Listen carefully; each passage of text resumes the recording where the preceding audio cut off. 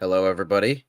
We trudged through miles and miles of shit, but now we have reached the light at the end of the tunnel, and we will be talking about our best of movies of 2023. I will start, and then we get to Devin, right, dude, then Zach, then Mark, then Jay, then Austin, and then unfortunately, our buddy Rome could not be with us today because his workplace are filled with assholes. So I will be filling in his choices for that. So anyway, so let's get started. I forgot to pull up my list, so hold on. Let's get into that's my bad. I apologize. So anyway, my number 15 for this year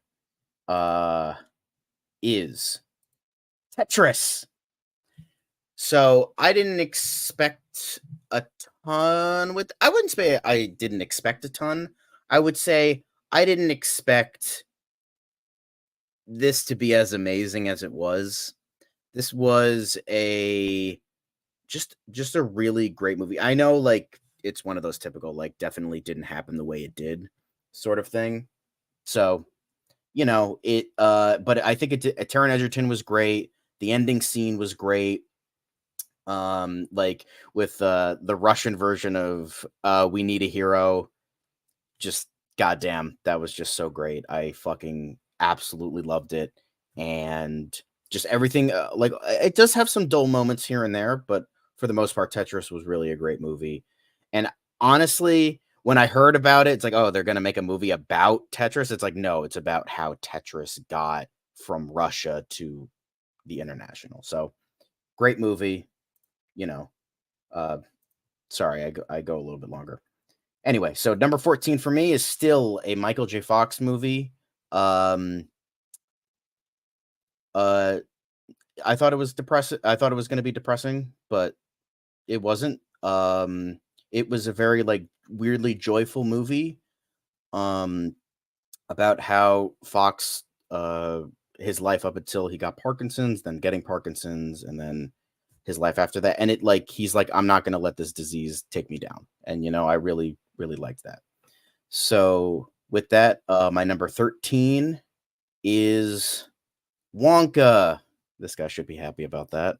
Wonka, it was just that such a nice, wholesome movie.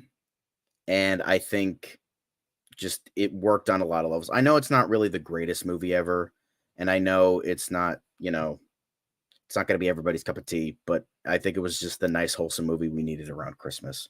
So, but moving on to other wholesome movies, Shazam! Fury of the Gods, totally wholesome. Overall great stuff. I know a lot of people didn't like this movie, or thought it was just okay. I loved it. I saw it with one of my best friends. We saw it in IMAX. Great stuff. So fun. It's not perfect, but in terms of DC movies that came out this year, I'll fucking take it over The Flush and Aquaman and the overly long title. So there's that. Now, finally, we reach my number 11, and that is the next best superhero movie this year is Spider-Man Across the Spider-Verse. Yes, I don't love this as much as everyone else did, but because I kind of saw some flaws with it, saw some cracks in the foundation, but even then, it's still very good. Not as good as the first one, but still a very good movie. So calm down, don't kill me. So, Devin, what is your number 15? So making this list was tough because I saw a lot of good stuff this year, but I think I tried my best. So my number 15 is Wonka. Willy Wonka and the Chocolate Factory is one of my favorite movies of all time. Charlie and the Chocolate Factory, no. But I felt Timothy Chalamet and the people that made this did a good job honoring the original as well as the Roald Dahl book. But yeah, like John said, it's just such a nice, like, wholesome movie. It just had a big smile on my face the whole time. Also, my little sister, who's a big Timothy Chalamet fan, I took her to see it, and she absolutely loved it, so that makes me appreciate it even more. Number 14 is No One Will Save You. Um, goddamn, probably one of the best uses of no dialogue I've ever seen in a movie. Like, just very suspenseful, very creepy for a PG-13 horror movie. And also, I loved the look of the aliens. I'm a sucker for the classic gray alien look. Number 13 is Blackberry. So while everybody was while everyone was seeing I think it was either Fast everyone was watching Fast X, I decided, you know what, I'm gonna go to another theater and see this this indie movie. And no one else was there but me. But yeah, a very fascinating movie. Like, who would have thought a movie about the invention of the first smartphone would be so captivating? Like, this should have gotten all the attention that Fast X did from audiences. Number 12 is Past Lives. It sucks. I missed this in theaters, but then again, the release was very limited. But I saw it at home, and it did not disappoint at all. It's a very beautiful, interesting, cute, and extremely well written film. The ideas, the concept, and the themes really struck a chord with me. Where if you meet someone even briefly, it means you also met in a past life, and lovers are people you have met over and over and over in their past lives. That's just such an excellent idea, and I love the connection between the two main characters. Number 11, John Wick Chapter 4. I would call this a great send-off to John Wick, but we know there's going to be a fifth one, so that doesn't mean shit. But anyway, this movie's fucking awesome. Nearly 3 hours. I never felt the runtime. I absolutely love the action. I thought Bill Skarsgård was great as the villain, and even better, there's even a sequence that pays homage to one of my favorite movies of all time, The Warriors. So that makes me love it even more. Come out to play. But that's my 15 to 11.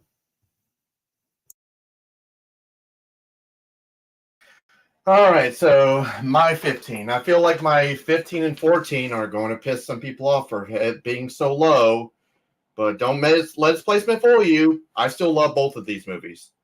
Number 15 is Evil Dead Rise. Yes, number 15. Sue me. Anyway, this movie, I still love this movie regardless. So, I mean, it's a lot of fun. I love all these characters. I love the practical effects of it. It's just, and the gore is just so fun, like over the top brutal. So, what can I say? It's a fun time. Number 14 is, and I'm pretty sure I'm going to piss off this guy, The Holdovers. Yes, number 14. Again, sue me. I love, even though I haven't seen a lot of Alexander Payne's films, I love what he has done. I especially love Sideways. But here, this is honestly just another great film from him. The cinematography, the characters, the score, everything is all top notch for me. So I would have liked a little bit more of like some of the other characters that disappeared within 30 minutes, but I think I still really love this movie. I still enjoyed what I got. So number 13 is Iron Claw. Now, as someone who's not necessarily a wrestling fan nor knew anything about the Von Erich brothers, I'll say this movie on its own is fantastic. Zac Efron he's a great actor, and if given the right material, he can use his talent to his benefits. The story is just so tragic with him losing a lot of his brothers and all. It's just really a heartbreaking movie, and it's one I'd definitely check out. All right, so number 12 is The Killer. I from what I've seen of David Fincher's films, I love a lot of his filmography, and The Killer was obviously no exception. Michael Fassbender just does an outstanding job as the unnamed killer, and he goes on this international manhunt kind of thing. It's just everything from the story, the characters, score, cinematography. It's just all great. So it's all well done. So, and number 11 is Poor Things. I do love as much as I love Yorgos Lanthimos. I'm 100% sure I butchered that name. I loved The Favorites, but I feel like this is honestly even better. Everything from the performances, from the sets, and all this the story, just how the different the different cinematography. I think this has some of the best cinematography out of any film I've seen this year. But it's just, and it also, I love how it explores this feelings of maturity and sexual exploration kind of thing. And I was never bored once watching this movie, but it's one that's worth checking out. Sorry, I was trying to go as fast as I can, so. All right. All right, piss people off right away. My number 15 is Five Nights at Freddy's. Why? Well, here's the thing. I didn't know what to expect out of this movie because I don't know anything about the source material. We went and saw this at like a fan event screening, and even though I don't know anything with the fans cheering it, I was really getting into it all the same.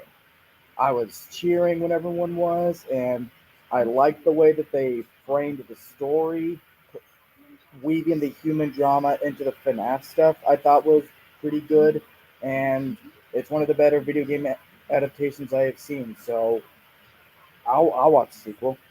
My number 14 is Nimona. Honestly, never thought we would see this movie being the last movie that Blue Sky was ever going to make. And if this is the last movie, it's a damn good one to go out on. I like the story. I love the characters. I love the animation style. I love the way that with how and when they reveal the villain, it goes against the norm of these types of storylines. And the ending was very deep and heartfelt. So again, if this is their Blue Sky's last film, we went out with a banger. Number 13, Spider-Man Across the Spider-Verse. I didn't think it was possible to make a sequel that was better than the first one, but they did. I love the reveals and the twists that go on throughout all the film, like how he was never meant to be bit by the spider, or all that stuff. And then the cliffhanger ending is one of the better actual cliffhanger endings that I've seen in a movie in recent years. Fuck you, Fast X. But yeah, I could not be more excited for the third film in this trilogy. Bring that shit on. I will be throwing people out of line, cutting in line to get a ticket to see it. So that's number 13. Number 12, Evil Dead Rise.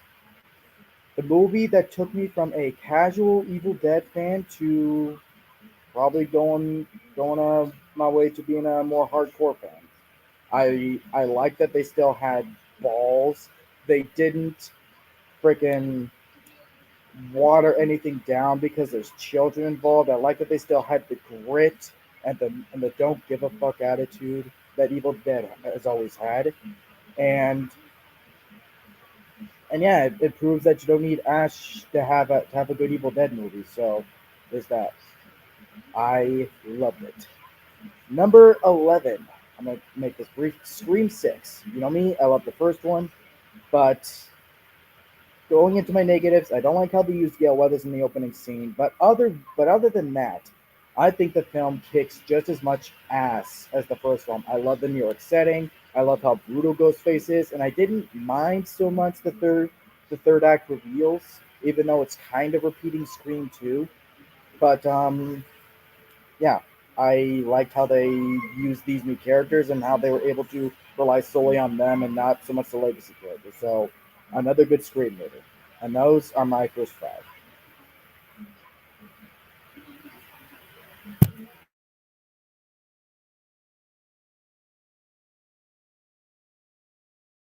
Mr. Thompson, you have the floor.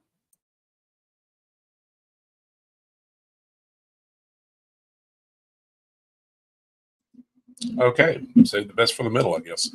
Number 15, Spider-Man Across the Spider-Verse. This was I love the first one, and unsurprisingly, even though it started off a little rough, this wound up being some of the most fun I've had at a movie all year. Also, the crowd was great, very interactive, and I really freaking loved it. Everybody was really pissed off at the ending, but I mean, I'm actually fine with it. Number 14, The Creator. Probably the most beautiful sci-fi film that I've seen this year, with a very touching story. Great performance by the lead actors. And number 13, The Boy and the Heron. The best animated film I've seen this year. Hayao Miyazaki does it again with a rather autobiographical pick. And number 12, 1001, another very beautiful film, very deeply touching film with a lot to say about motherhood. And number 11, David Fincher, my main man, does it again with The Killer, a very fascinating dark comedy starring the one and only Michael Fassbender. And that is my 15 to 11.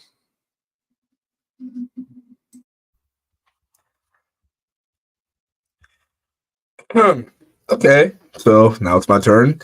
I am a lot more calm this time around because I'm talking about good movies. Yay! And of course, me being the weird one, I have TV shows in my list again, so forgive me. But what's up? Oh, so number 15, I have Scream 6. I am not the biggest fan of the Scream series. I've never seen that many Scream movies except for the first one, but watching this one, it was actually by accident. And I actually liked this movie. I thought the movie was pretty good up until the ending. I hated I hated the climax. The climax didn't work for me. But I'm not going to judge an entire movie based off of its climax. I think the movie as a whole was pretty decent and it wasn't that bad. And I thought it was a pretty good installment into the Scream franchise. It's just a shame that, now that, if you know, that's basically all I have to say. Number 14, Transformers Rise of the Beast. I am a very a low-key Transformers fan, and for those of you who do not know, I adore the Bay films, except, you know what? I consider the Transformers 1 to 3 canon. 4 and 5 can suck my ass. Yeah, I think that this movie was decent. I think that the human characters were a little too much for me, and if I had $1 for every time the main human kept saying I'm from Brooklyn, I would be walking out as a rich man. I thought that the action was pretty good. I think the CGI was a little rough, but I'll forgive it. However, the post-credit scene was really bonkers, and I definitely don't know where they're going with that, but it was a decent movie. Number 13, and Number 13 is School Spirit. This is a TV show that I watched on Paramount Plus. It stars Peyton List, who, if you guys do not know, is from Cobra Kai. She plays Tori. It's a mystery about a high schooler who gets killed, and her ghost still remains in the school, and her best friend can somehow see her. So yeah, she sees dead people. It's a pretty good mystery. I thought it was a really good, show. It was suspenseful. I definitely think the ending was very the plot twist at the ending was definitely shocking, and I'm definitely looking forward to season 2. Number 12 is another TV show. I'm sorry, guys. It's High School Musical the series season 4. I am again, for those of you who do not know, I am a big fan of High School Musical. Yeah, I grew up on those movies. That pretty much introduced me to Zac Efron, which Zac Efron is in the Iron Claw. He had an amazing performance. I always thought Zac Efron was an amazing actor, but I thought that this is a great conclusion to the series. I'm like one of the few people that watches the show from Disney Plus, and I thought it was a pretty good finale. And number 11 is Teenage Mutant Ninja Turtles: Mutant Mayhem. I thought that this movie was actually pretty decent. This is pretty decent. I love the Ninja Turtle movies and the shows. And I thought that this movie was kind of a modern take on the Ninja Turtles and just putting them in a modern setting, like hearing them say, you know, bacon, egg, and cheese or talking in New York slang. It was pretty funny. I thought that, however, I do think the budding romance between Leonardo and April was a little forced. It's like, how many times do we have to have a turtle fall in love with April O'Neil? Like, can we just have them be platonic for once? I thought that the villain, Ice Cube, Superfly, I thought that was very good. I definitely was glad to see a different villain besides the same three villains that we see every single time in a Ninja Turtle subplot. And I definitely am excited for the sequel if they decide to make a sequel. Yeah, that's my 15 to 11 so far.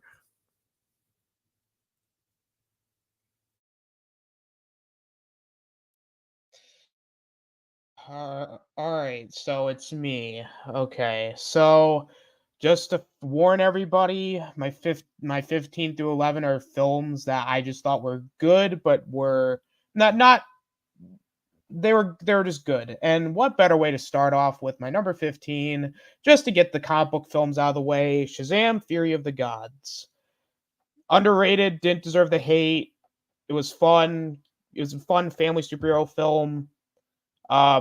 Plays it a little safe, but it was fine. It was one of the only few examples that playing it safe was okay. It works. My number 14 is Guardians of the Galaxy 3. I thought it wrapped up everything fine.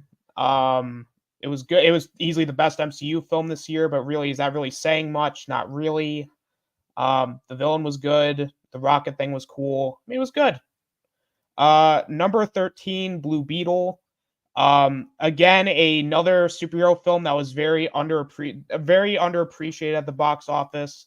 It was a safe origin film, but the family dynamic was good. It was cool. I liked seeing Miguel from Cobra Kai as the main. George Lopez was funny. It was good. I liked it. I'm just gonna end everything with it's good, I guess. Number 12 is the Super Mario Brothers movie. Look, it's not as good as the Sonic films, but I will say it's good. I still like the Mario film. I mean, the animation looks like 3D Mario. Jack Black was great as Bowser. The Peaches song was honestly made me and my friends like mark out in the theater because Bowser was singing a song. Yeah, me and my friends had a fun time watching it. That's why it's nope, Zach, I don't want to hear it because your takes are worse than mine, buddy. And my number 11 is Barbie because let's be honest, it's an interesting comedy. I will say it's an interesting comedy. The only reason why it's here, I mean, Margot Robbie was good. I mean, I'm just full of Kenergy right now, guys. I'm full of Kenergy. And you know what? You know what, John? I don't want to hear it, John. Okay? Barbie was better than most of the comic book films this year, okay? You cannot tell me you would rather watch Barbie over The Flash, John. This is ridiculous, John. I cannot believe your takes, John. I can't believe this. I'm protesting, John. You can phantom me all you want, but I will protest for this take alone. Okay? You need He's You done. are enough, Austin. You are enough. Only reason He's right, you know. the only reason I'm going is because like the length. We got to keep in mind the length, guys. We're already half an Okay. hour in. All right. So okay, so now I got to pick up Rome's picks. So his number 15 is The Equalizer 3. Finished The Equalizer story. Ironically, both John Wick and Equalizer came out.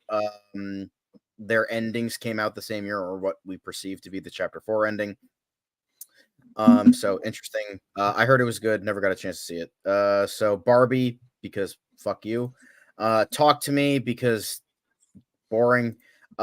Thanksgiving, sure. And then The Iron Claw, actually something good. Cool. Yeah, so those are his 15 through 11 picks. So now I'll insert Austin back in, and I will mute Mark. And so now we get into my number 10, and then we're going to go 10, 10, 10, 10, 10, and then 9, 9, 9, 9, 9, and so on and so forth. So my number 10 is a movie nobody's ever heard of, but I fucking loved every minute of it. Suitable Flesh. Now, I am sure you gentlemen are aware Oh, yes, I'm sorry. Thank you for reminding me, guys. But, sorry, I apologize. The movie and cartoon fan, he has his 15 to 11. So his number 15 is Are You There, God? It's Me, Margaret, Devin's favorite movie of the year. Sorry for spoilers. Then Guy Ritchie's The Covenant. I heard this was good. It was on the list, but I never got a chance to see it. Then Suzume. Great stuff. Don't worry, Rob, I'm gonna see it this month eventually. And then Mission Impossible Dead Reckoning Part 1. Not as good as Fallout, but you know. And then Sound of Freedom.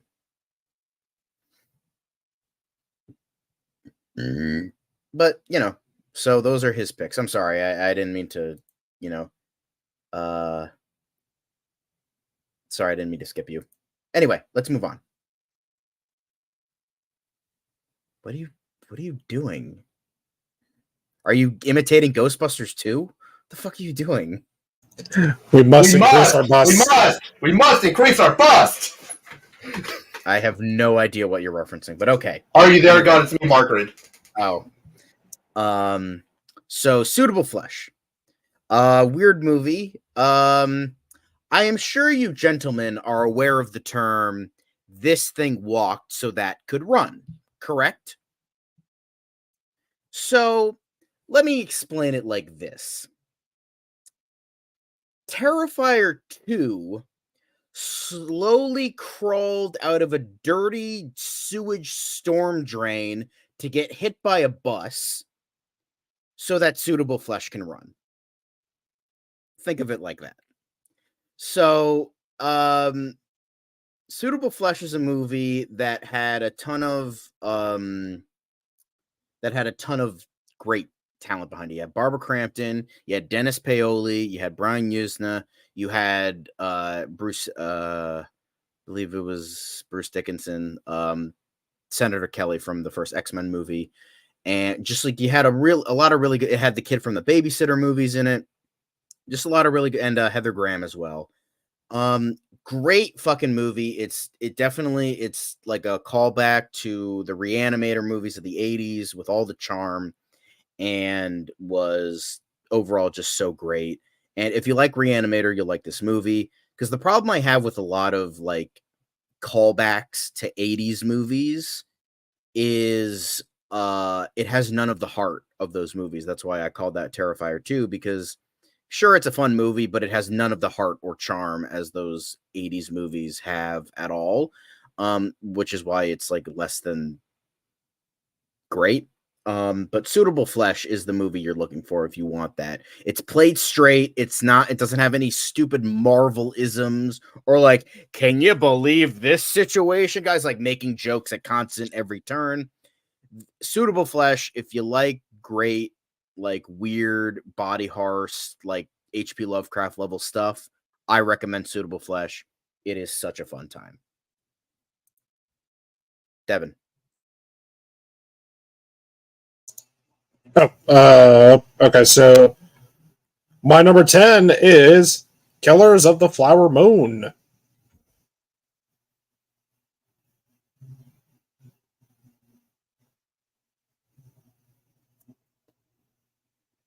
There we go. Killers of the Flower Moon. Good old Marty coming, just giving us what he calls cinema. And it is. He strikes again with another classic. Outside of the fact that I did feel, yeah, it was a little too long. There wasn't a single thing I disliked in this movie. Like, I loved all the acting. In my opinion, this is probably the best performance I have ever seen from De Niro. Like, goddamn, he nailed playing this cold, heartless monster. DiCaprio was great. Lily Gladstone, she's fantastic. I absolutely loved the setting. I love the story. Actually, like the true story of the events that this movie is based on. It's so dark and so fucked up. but it's just so fascinating. That's also because I really like true crime stuff. The score is great. Marty directs the hell out of this movie. I love the screenplay. I love the production value. Honestly, like the more I think about it, I would consider this one of my favorite movies from him. Like I would put this up there with Taxi Driver, Wolf of Wall Street, The Departed, and Goodfellas. I'm glad he's still around delivering classics and putting his heart and soul into everything he does. We need directors like Martin motherfucking Scorsese. Hopefully him and DiCaprio will finally do that H.H. Holmes movie. That is if he lives to do it. Wow, that's my number 10.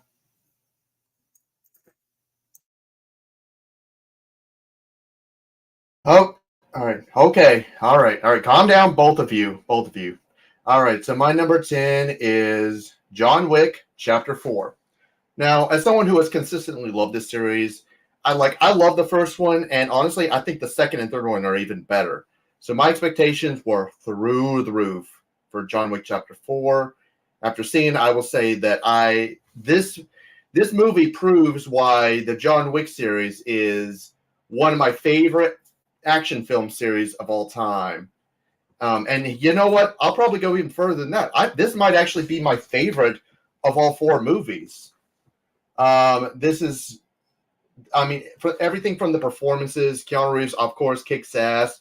Lawrence Fishburne and Ian McShane, they do wonderful jobs. The action scenes and the choreography are intense, extremely well done. I was just on the edge of my seat throughout the entire time. Like I also love the villain played by Bill Skarsgård. He does a great job too. And I love how this is considered John Wick's last stand and his final redemption. I mean, this is a man who broke the code from the Continental Hotel by killing the bad guy in Chapter 2, and now he's being hunted by the High Table and by multiple assassins. Now he's finally got himself a chance to redeem himself and just be dismissed of all charges. Everything has been built up to this one moment, and honestly, I could not get enough of it. Everything is just brilliant about this movie. It's well handled. I can't recommend this movie enough. I think this actually might be I would say it would be my favorite action movie that came out this year if it weren't for one other movie, but don't worry, we'll get to that one later. So, but yeah, my number 10 is John Wick Chapter 4.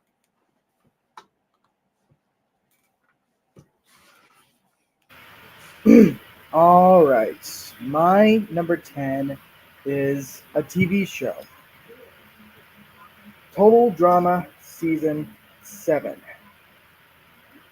I have been a lifelong fan almost of this series. I'm a Cartoon Network guy. So this, Clone Wars, this was part of my childhood. I love reality shows. And just to put context, I hated season 5 and 6. I hated the writing and how they used the characters. And plus, given the 10-year hiatus that this show was on, my expectations for this were pretty much what Mark's expectations were for Dial of Destiny. Pretty much negative expectations. I was going to go in, try and give it a genuine chance, but I was dreading watching it. But I fucking enjoyed it. Like, this is probably one of, if not possibly, my biggest surprise of the year. I love the way the animation looks. And writing-wise, they clearly learned their lessons and actually took time to improve the way that the characters, the writing, the pacing, the structure, everything is an improvement over the past couple of seasons. And the humor is back to that borderline Adult Swim type humor from the very first season. It was just a full-on return to form for this. Because I borderline loved this season of Total Drama. So, yeah. If future seasons are going to be this good, yeah, bring it on. So that's my number 10.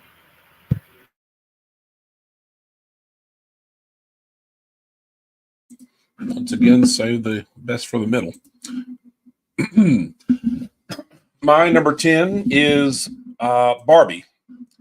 And of course, right? Yeah, John the butthurt, of course. He could stay butthurt. I don't give a damn. They really didn't have to go this hard for a Barbie movie, but goddamn, they did. Greta Gerwig really knocked this one out of the park.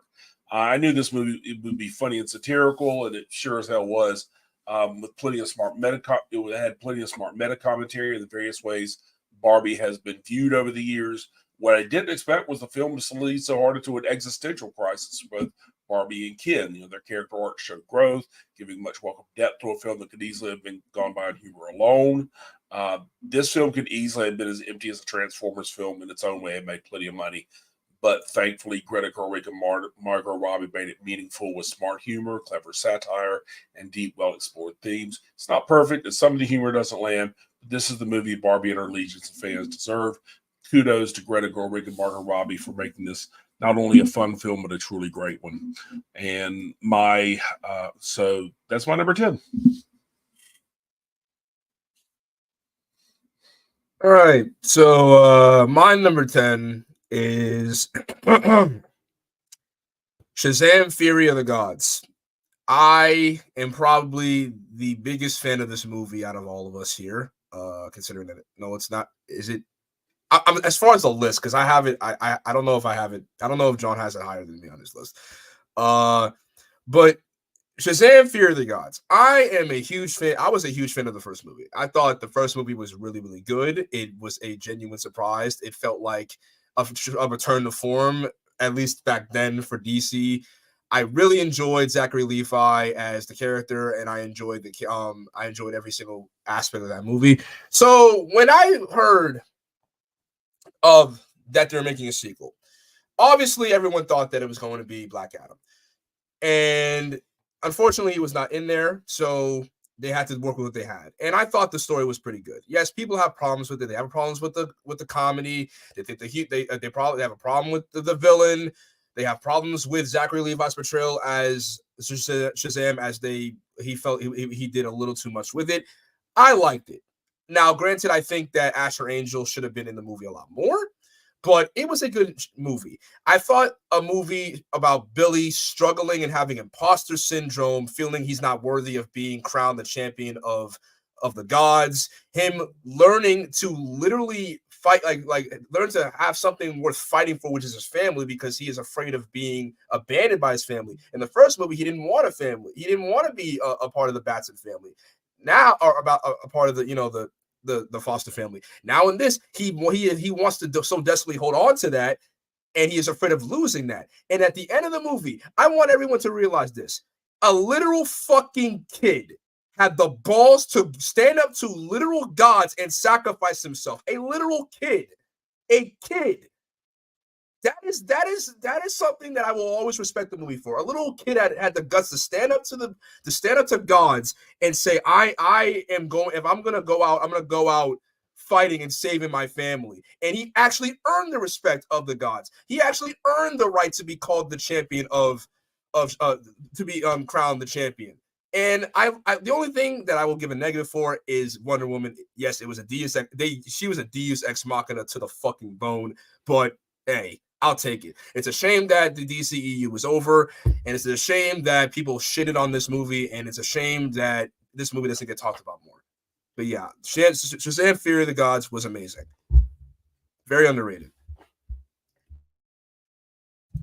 All My right. bro here spitting facts. All right, let's see here.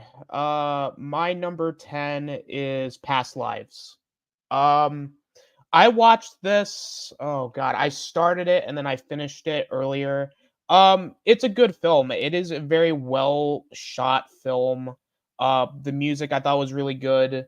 The main leads of the film I thought were great. I don't remember their names. I apologize. And also, I didn't want to butcher them in case if just cuz the story is actually really quite nice. It's a very simple plot of two friends who had feelings for each other reconnect over like Skype, but then again they get not really divided again, but then they lose contact with each other, and then like their lives progress, and one gets married, one's in a relationship, but like there's still that pull between them. and it brings up like that concept of like, well, would we be together in another life? And towards the end, you get like a really nice, like really nice moment between the two characters. The only reason why it's not really higher for me is because I thought the pacing at points was a little too slow for my liking. I mean, it wasn't like a big negative, but it was like at points like I would look at the time and go, "Oh God, it's dragged out a little bit, like with some of its shots." But overall, it's a very very nice film. Like it doesn't have to be this overly complicated. Because when I saw the title, I got concerned with the whole, oh, are they going to do something with reincarnation? Or are they going to do something with like something really silly and over exaggerated? But we got something really simple, and it really worked for me. So that's my number 10.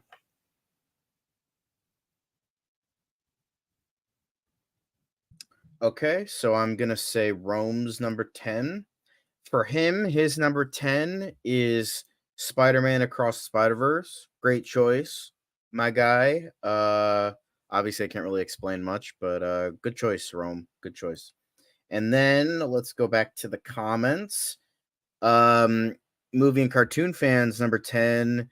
This guy, try not to jizz in your pants. Pixar's Elemental. He says the most underappreciated movie of the year. Charming, all that stuff. I never saw it, never got to see it. I just didn't really have interest. So yeah, good choice. So now we get to my number 9. Number 9. And hold on, let me grab it.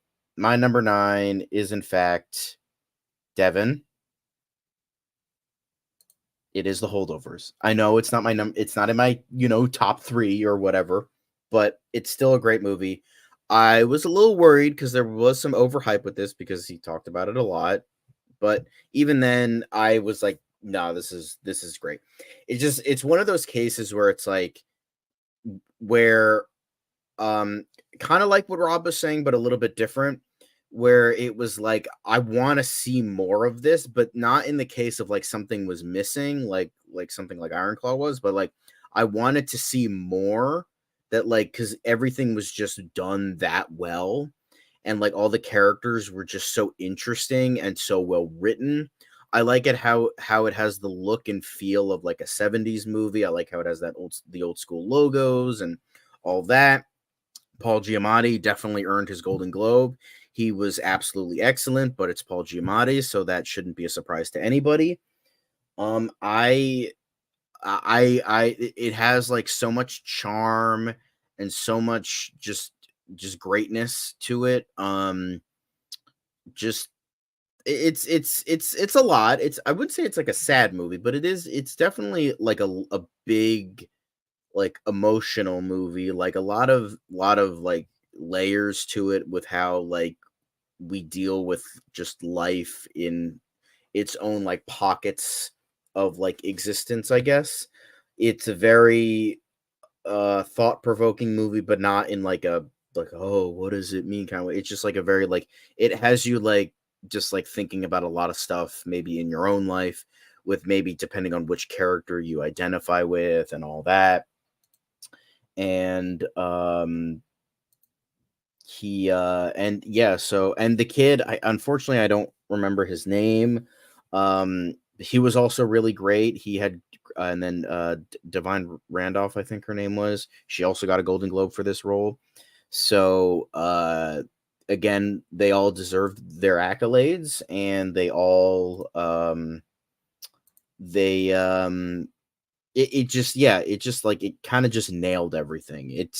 I know, like it's like, oh, it's number 9. I'm mentioning it in my top 15 for a reason. That's why, Rob, don't be upset that we're like gonna be mad. You're mentioning it in your top 15.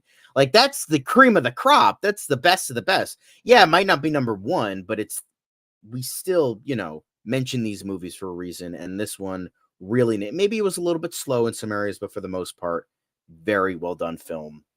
The Holdovers. Devin. Okay, my number 9. So let me pull up my list. My number 9 is Talk to Me. Um, I so unlike that thing, this is how you do a horror debut directed by YouTubers. I heard about all the positive buzz for this movie, and I was curious about it for the moment. I saw the trailers, and then I saw the movie, and again, it didn't disappoint. Ironic, this was one of the Regal mystery movies. It's like, all right, Dev is not going anymore. Time to show good movies. Talk to Me does a great job blending horror and humor. Not only is this movie hilarious, it's scary and creepy as hell. There was even a moment where I nearly puked. And it's the scene with the dog. I watched it on 4K again, and I still gagged. The acting is great. I cared about the characters. And I loved the concept of possession in this movie, where it's used, it's very neat that they use it as like a party game.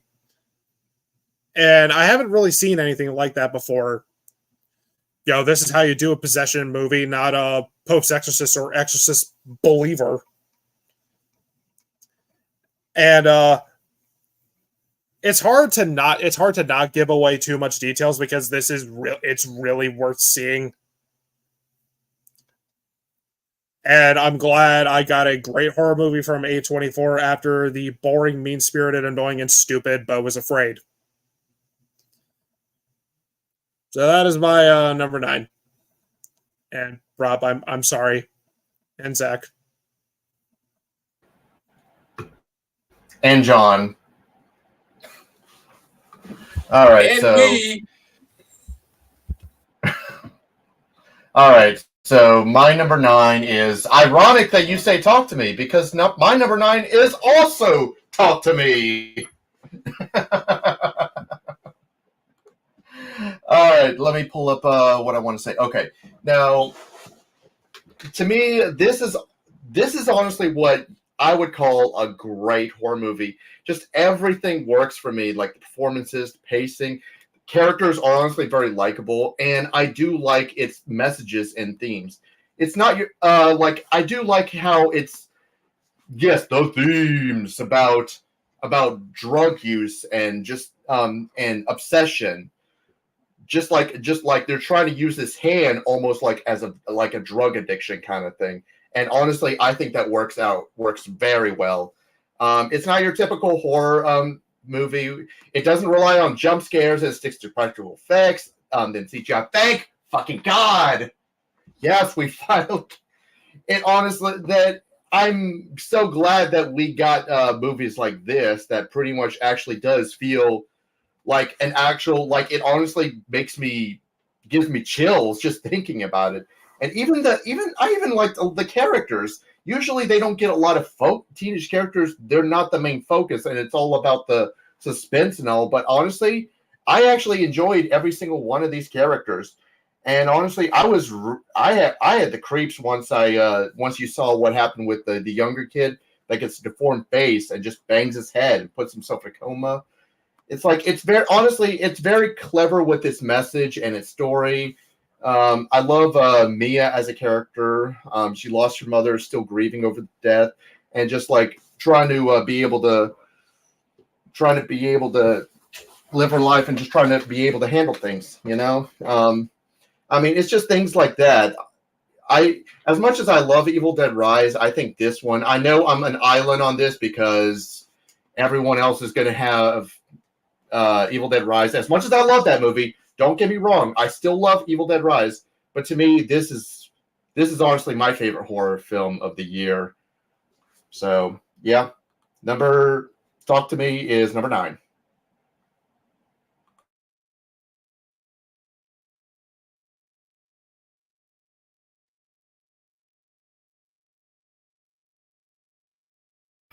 Okay, my number 9 is another TV show, Ahsoka. Oh, Star Wars. You disappoint me once, then you give us another banger like this. But shit, this is the Star Wars that I love. Intriguing, mythical with the narrative, interesting characters, especially with Ray Stevenson. May he rest in peace. I think he stole the show a lot of the time with his screen time. And a lot of the live action casting for the characters from animated Star Wars Rebels, I think most of the casting was spot on. I liked that it was going its own path and not so much trying to rely on nostalgia. Again, it was very George Lucas esque, intriguing, mythical, and all that. And those are just the two words that stand out with me with the show. It was intriguing and mythical. And I don't know why they're doing a season two, but I do want to see this story go on, even with Ray Stevens' character. And even though he passed away, I know it's going to be difficult to keep his story going, but yeah, I think that I think this is the best Star Wars has been since the Clone Wars season 7 in 2020, assuming. So, not much else I can say without spoiling much, but that's my number 9.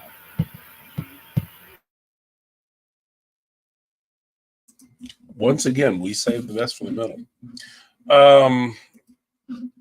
My number 9 is quite frankly the best horror film of the year, Evil Dead Rise. This film, I fucking love this film, man. It kicks so much fucking ass. The very first scene just sinks its razor sharp claws into you, rips your fucking head off, takes a mighty shit down your neck, throws you to the floor, and says, "Fuck you, bitch. I'm the Evil Dead franchise. Recognize." Lee Cronin does an amazing job with this. He manages to pay homage to the original, to the OG, while at the same time doing something new with it.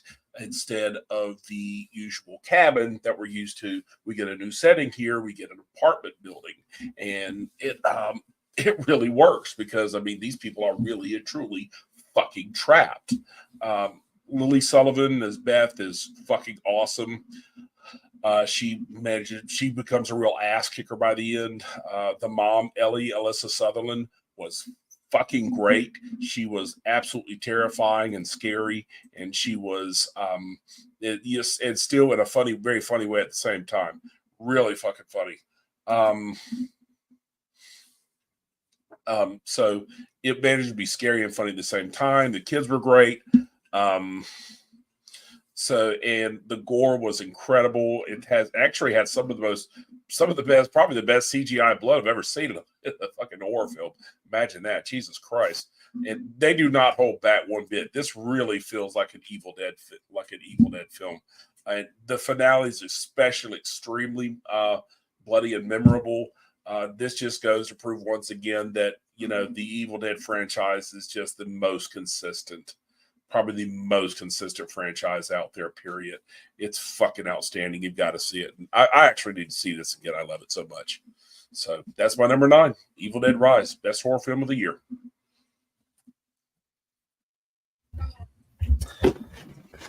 All right, my number 9, and it's something that I don't think anyone was really expecting, but number 9 is It's a Mario. Do you guys get the joke? Because Chris Pratt. Okay. Yeah, the Super Mario Bros. I, like many people, definitely was very shocked to hear that Chris Pratt was voicing the legendary character of Mario. I thought it was definitely unexpected, but watching the movie, and I actually watched it for the first time last week. It's actually pretty good. I enjoyed it. I actually had a good time watching this movie. I thought that the characters were amazing. I thought the animation was awesome. I thought that I think the best part about that movie was definitely Jack Black as Bowser. He stole the show he steals the show as usual with his voice acting. But also an underrated character was definitely Donkey Kong. I thought Seth Rogen was pretty good as Donkey Kong.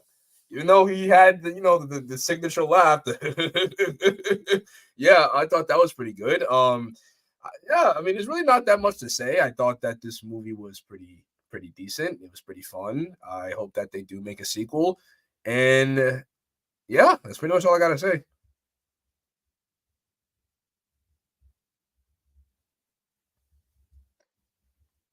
Should we wait Alright. for John or? He said to go ahead and just go ahead and keep going until he gets back up. Sorry. Okay. Sorry. Austin, go. Yes. All right. My number 9 is The Creator. This was a film that I was kind of curious about because it kind of gave me like Tomorrow War vibes. Film that came out I think a couple years ago, which was fucking phenomenal. So I saw this movie and I really liked the concept of AI robots and almost like, and you have like this really nice touching story. The main lead of John, I think it's like John. Oh God. What John David Washington? That I believe that was the main lead.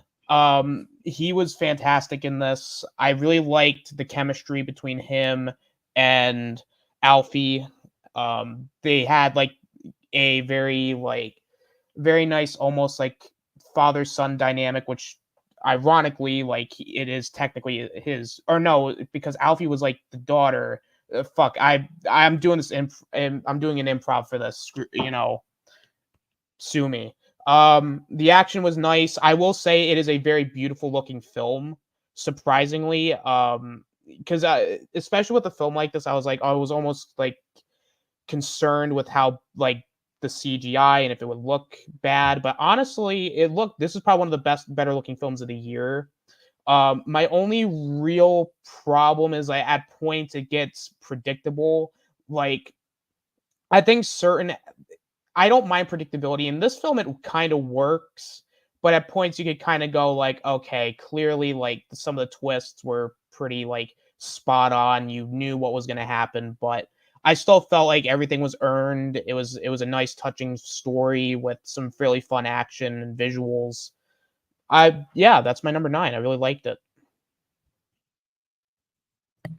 All right, so now we get to Rome's number 9, and from me to him, great minds think alike. Number 9 for him is also The Holdovers. As great as it is, man has good taste. So Holdovers is Rome's number 9 as well. And let's go to movie and cartoon fans number 9. His is No One Will Save You. This is a horror movie you can take seriously, as opposed to fucking like Skinamarink and all that garbage. So,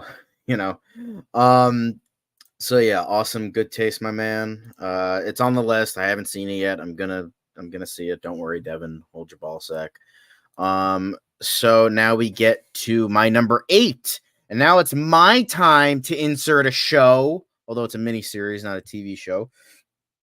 And all I gotta say is, my boy, my bald horror man, has done it again. Not you, Devin. You're my other bald horror man. The main bald horror man, my boy Mike Flanagan, The Fall of the House of Usher. I've said this before, and I'll say it again. Mike, I know you're not watching this, but if you are, huge fan, we all love you. I will kiss your lovely bald head if I had the chance. But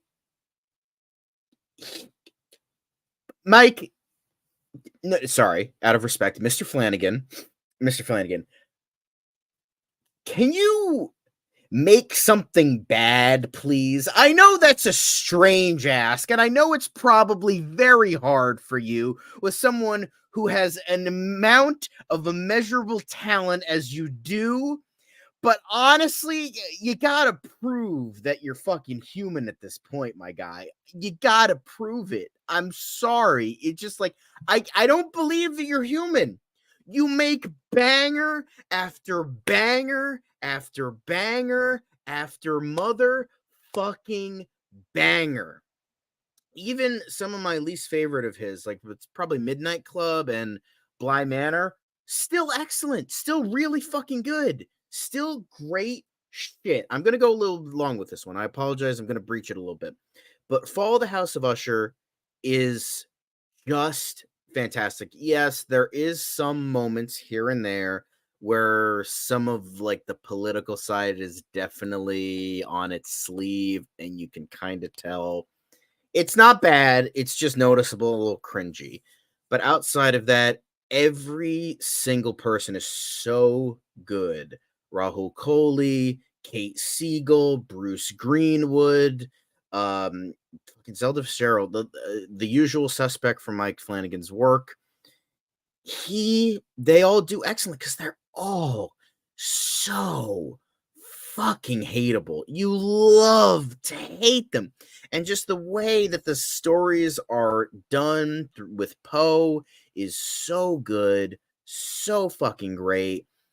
I will say the final story reference is a little bit, which with Henry Thomas's character, a little bit ridiculous, even for this, but even then, these are only small nitpicks.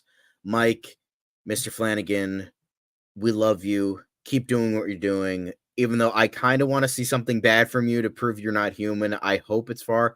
I can't wait for future projects. I cannot fucking wait for Dark Tower. I can't wait for. I think he's doing actually, no, the Duffer Brothers are doing Talisman. I don't know. I know he's doing Dark Tower, but Mike Flanagan, you are one of, if not my favorite director working today.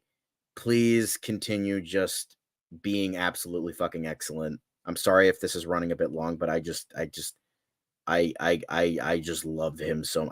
He's a bald horror guy, okay? We identify with that. I'm just saying, but Fall of the House of Usher, it's so good. It's so good. So good. Sorry, Devin, please take the phone before I. All right, my number 8 is Poor Things.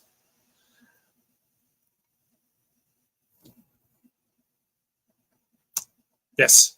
I had been anticipating this movie something fierce. The trailers looked so interesting and weird. And I just dug the premise.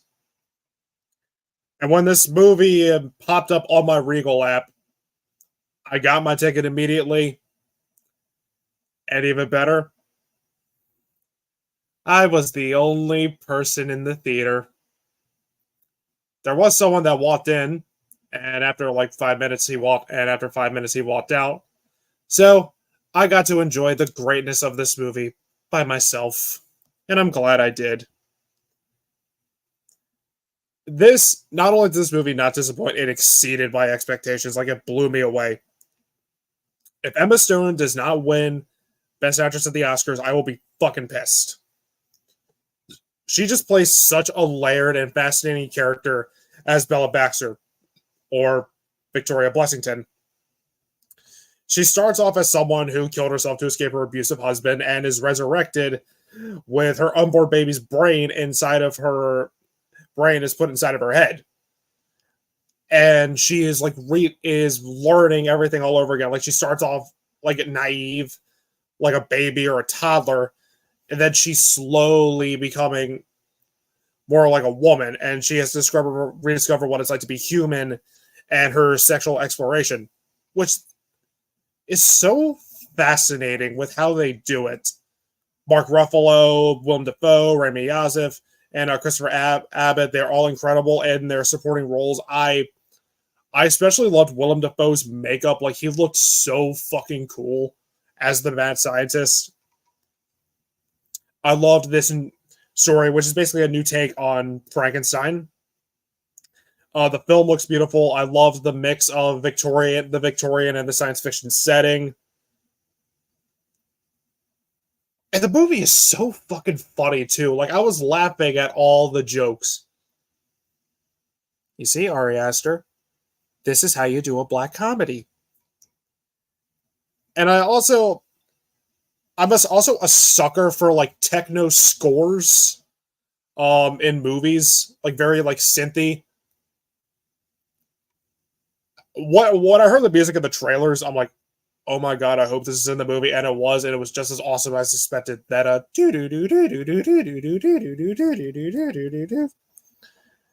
and I also love when you find out her husband was a scumbag. He just gets such a dark and hilarious comeuppance.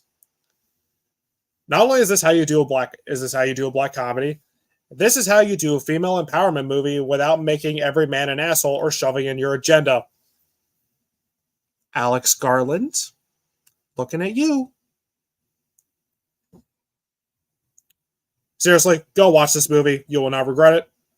Also, you see Emma Stone full frontal. Gotta love it.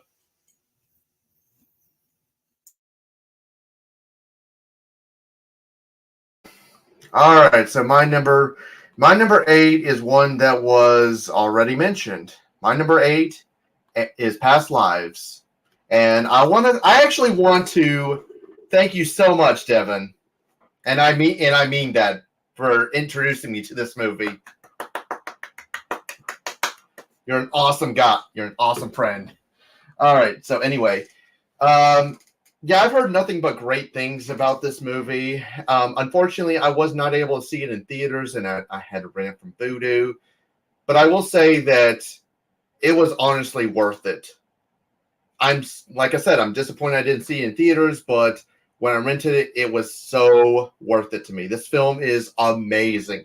I love the chemistry of the two main leads. I love how they were childhood friends that reconnected, and even though they did live separate lives, they feel like they known each other through a past life kind of thing. Everything else to me just works so much great. Of course the performances from both Hayu Sung and Nora, they both are excellent, and they both have great chemistry. The score is beautiful. It's well shot. The characters are very likable, well written. I don't even mind the pacing that much. I honestly didn't mind it. I know some people did, but I honestly didn't. I mean, to be honest with you, it's like, this is such a great romantic story. And keep in mind, I'm not even a big romance kind of person either. But I honestly feel like this feels like a great romantic story from beginning to end. I can't recommend it enough. Go check it out. My number 8, Past Lives. Okay. Sorry, Mark. My number 8 is Guardians of the Galaxy Volume 3. Now, just to keep it brief and simple, in Avengers Endgame, we saw all the major character story arcs wrapped up in a bow, except for the Guardians of the Galaxy. So it only made sense to do an extra movie to wrap up their storylines. So there was some narrative purpose there. Unlike everything else post Endgame. So yeah, I loved it almost from beginning to end. Um, Rock, Rocket's story was heartbreaking, and Rocket's backstory was heartbreaking, and I like the balls that it took to not have to kill anyone off in order to achieve emotional weight. I actually prefer, now that I think about it, that everyone survived, because there's more opportunity there to properly wrap up all their story arcs. And this is the one thing past Avengers Endgame that I will gladly accept as canon. So there's that. It's my number 8.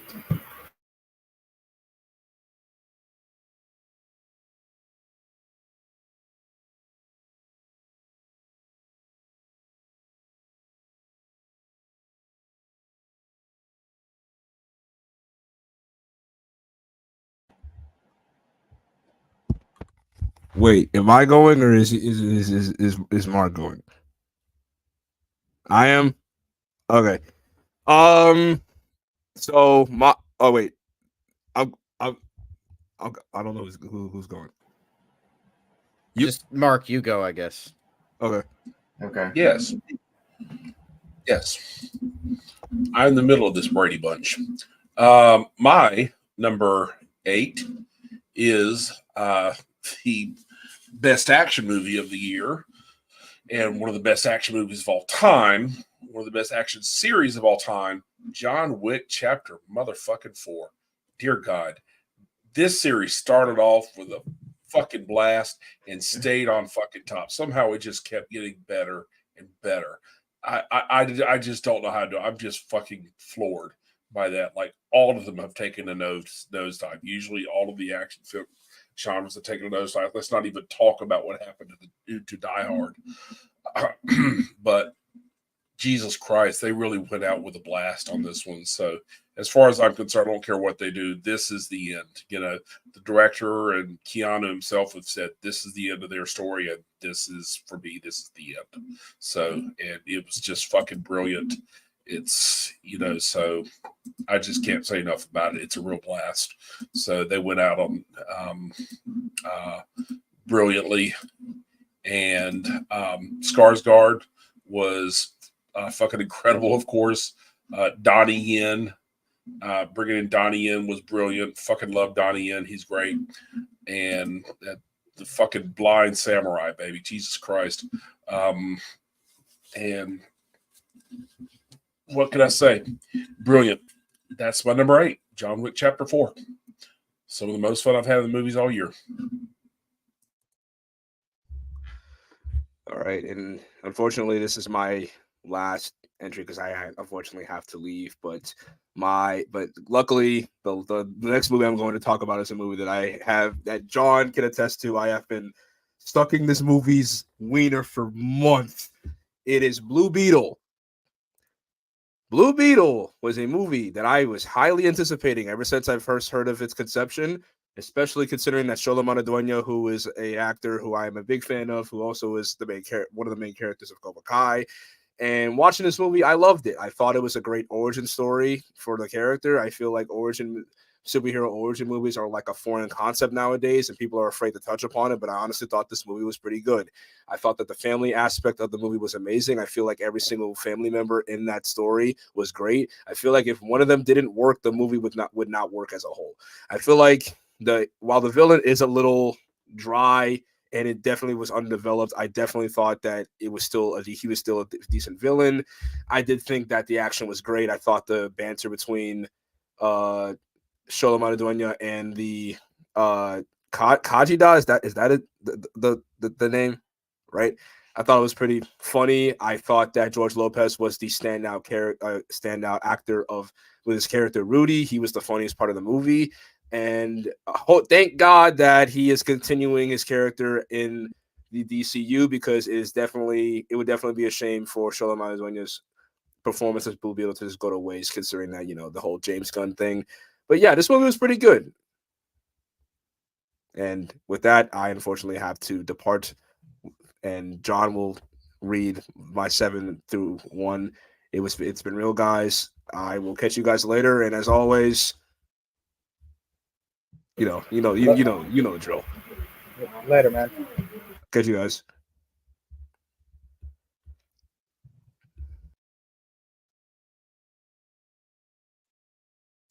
And then there were 6. Who will win the $1 million? All right. So my number 8 is Nimona. A very a nice surprise in the year of our Lord and Savior 2023. So as far as the film goes, I think the premise. Well, actually, no. Let me start off with this, because I know everybody's gonna be like, "Oh, but the politics, the themes." Look, I have no problem with like gay characters, like, because I think, but sometimes the concerns can be is that that's their entire personality. But I will say this: the character of Ballister was actually really likable. He had a lot of personality. I like that they actually give them like actual character development and arcs, and not just making their whole like shtick. Oh, I like this guy, and then it's like, oh, okay. The comedy is nice. The character Nimona, even though at points it can be a little overbearing, I still found her to be very interesting and likable as a character, and you really feel for her during her moments in the film where you like see like her backstory and like all the mistreatment that she went through. And I liked her chemistry with Ballister. The The animation I thought was really nice. It was bright. It was smooth. I thought it was very lively. The action was fun. I did like the transition the transitions of the film. Um, I did like I like the voice acting, and honestly, other than the villain being predictable and just, the third act kind of just being the cliche third act in every animated film, I still really like this film. It was a very nice surprise, and honestly, I'm glad that we got this film from Blue Sky Studios. So yeah, it's my number 8.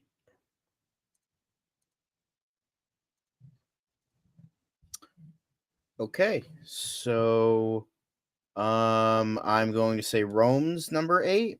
And for him, Zach will probably be happy with this one. And it is Saw X.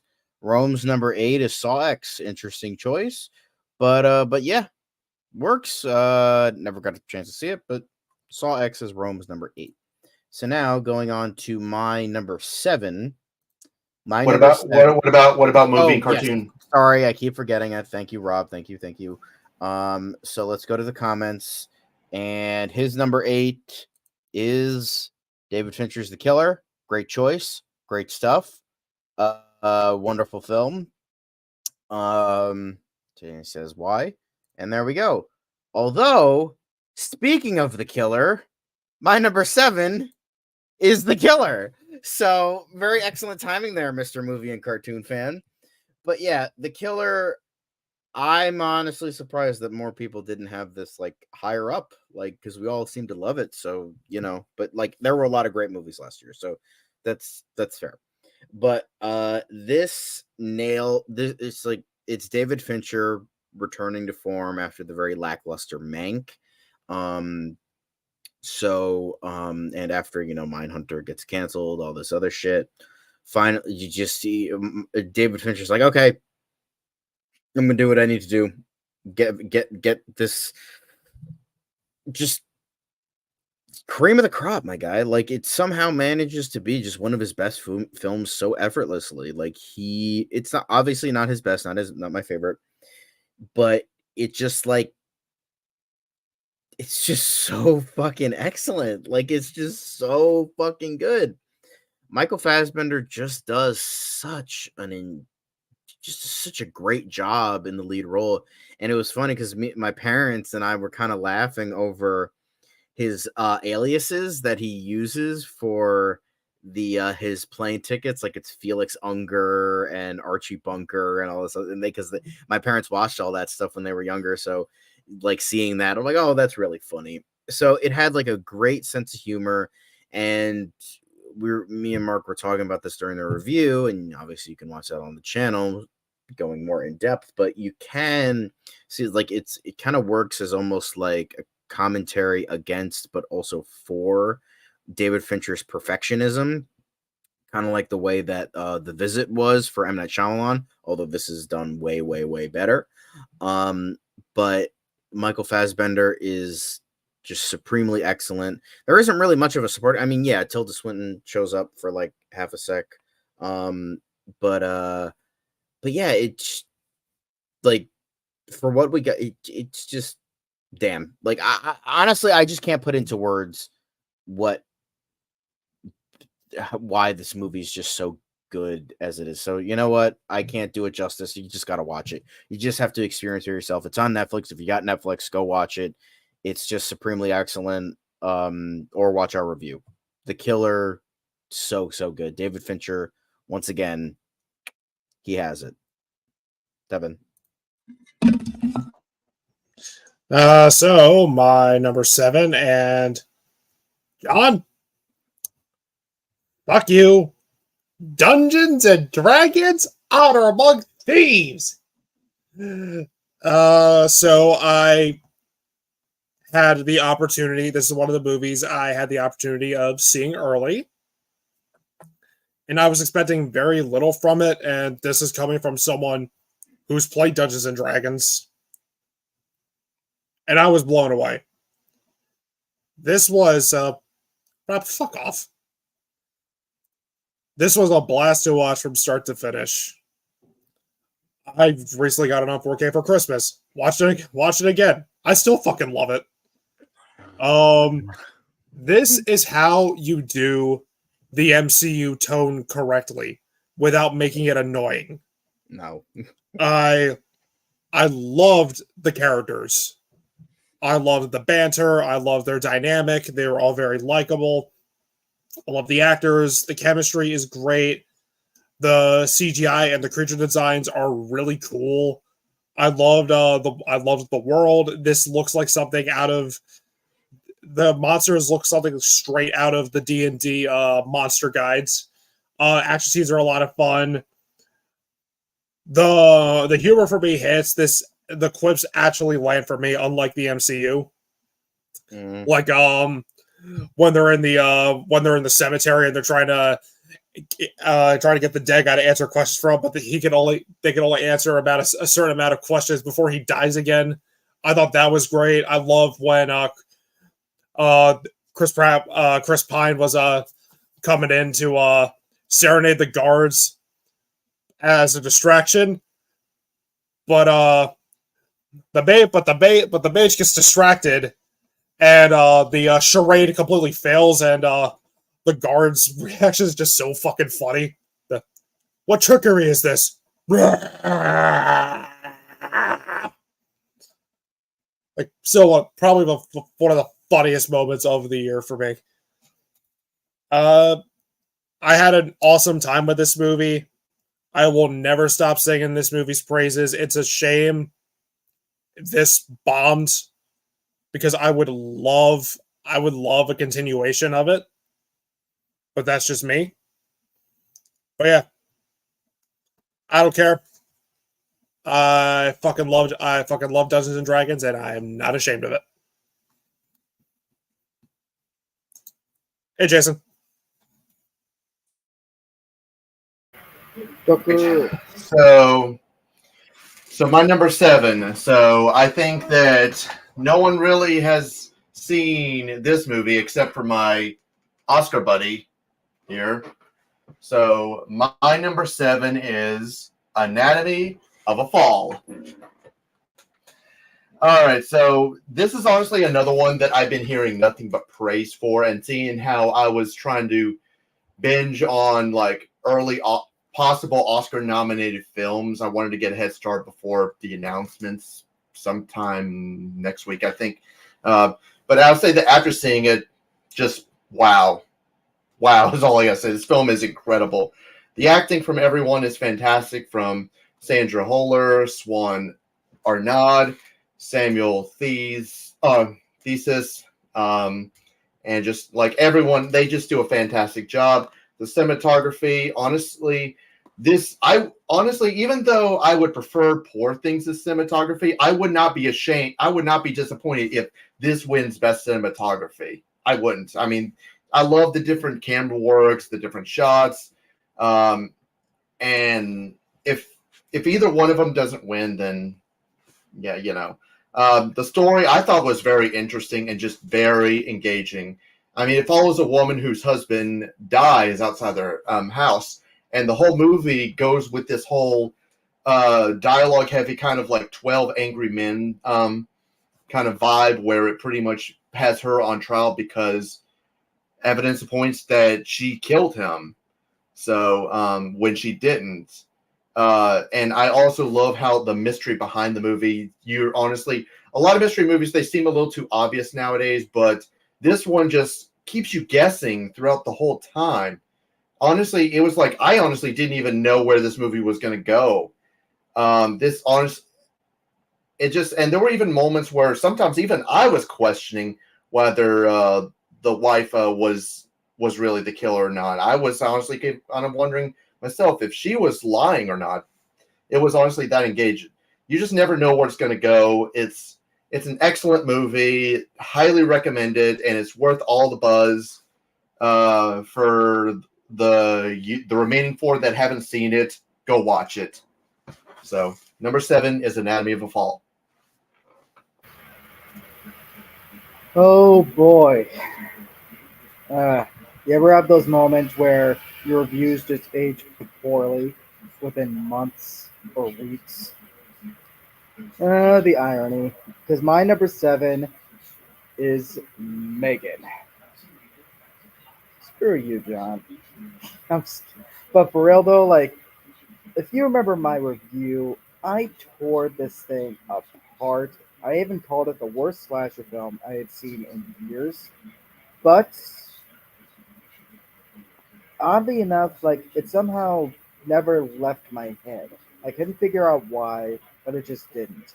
And one night, my mom was wanting to watch it, so I was like, you know what, I want to watch something, so I'll watch it with her. I felt like I was watching a different movie because I was damn near loving it most of the time on a rewatch. I still stand by most of what I said, where the plot isn't wholly anything new, but I'm man enough to admit that I was wrong, and that just because it isn't wholly innovative or nothing new doesn't mean it still can't be well made as is. And this is well made. Its commentary on AI hits pretty well. I like the acting and the chemistry between the two main characters. And of course, Megan is a lot of fun. I mean, you ungrateful little bitch. So I hope this becomes not so much a franchise, but maybe a trilogy. Like I do want to see where they're gonna go with this with a couple sequels. Just don't overdo it. You got a lot of goodwill with this, so don't screw it up and just oversaturate it. So that's my number 7. So I was just over here crying when angels deserve to die. Uh, my man. Okay, my number 7 is the same as my Oscar buddies up here. Anatomy of a Fall. You get to hear more about it, ladies and gentlemen. Just a really, really fantastic film.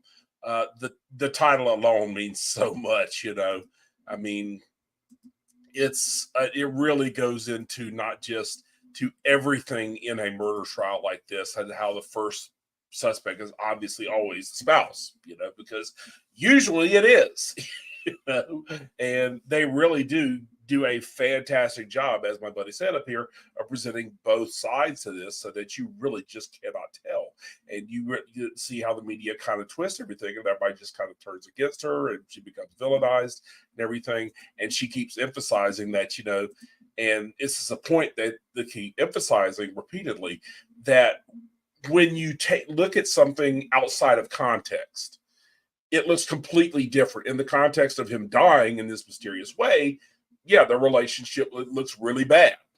But I mean, when you see it in context, like she says, there were good times, So I mean, it's really, they really did a fantastic job of this film. Sandra Huller, I mean, she does such a fantastic job with this as the lead, Sandra Voider. Very quietly one of the best murder mystery courtroom dramas I've ever seen, and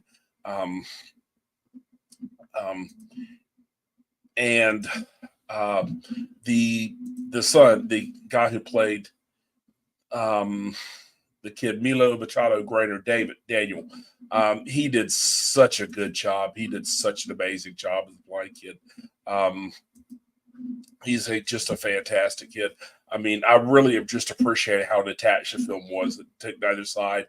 It didn't do it in a very lurid or salacious way at all.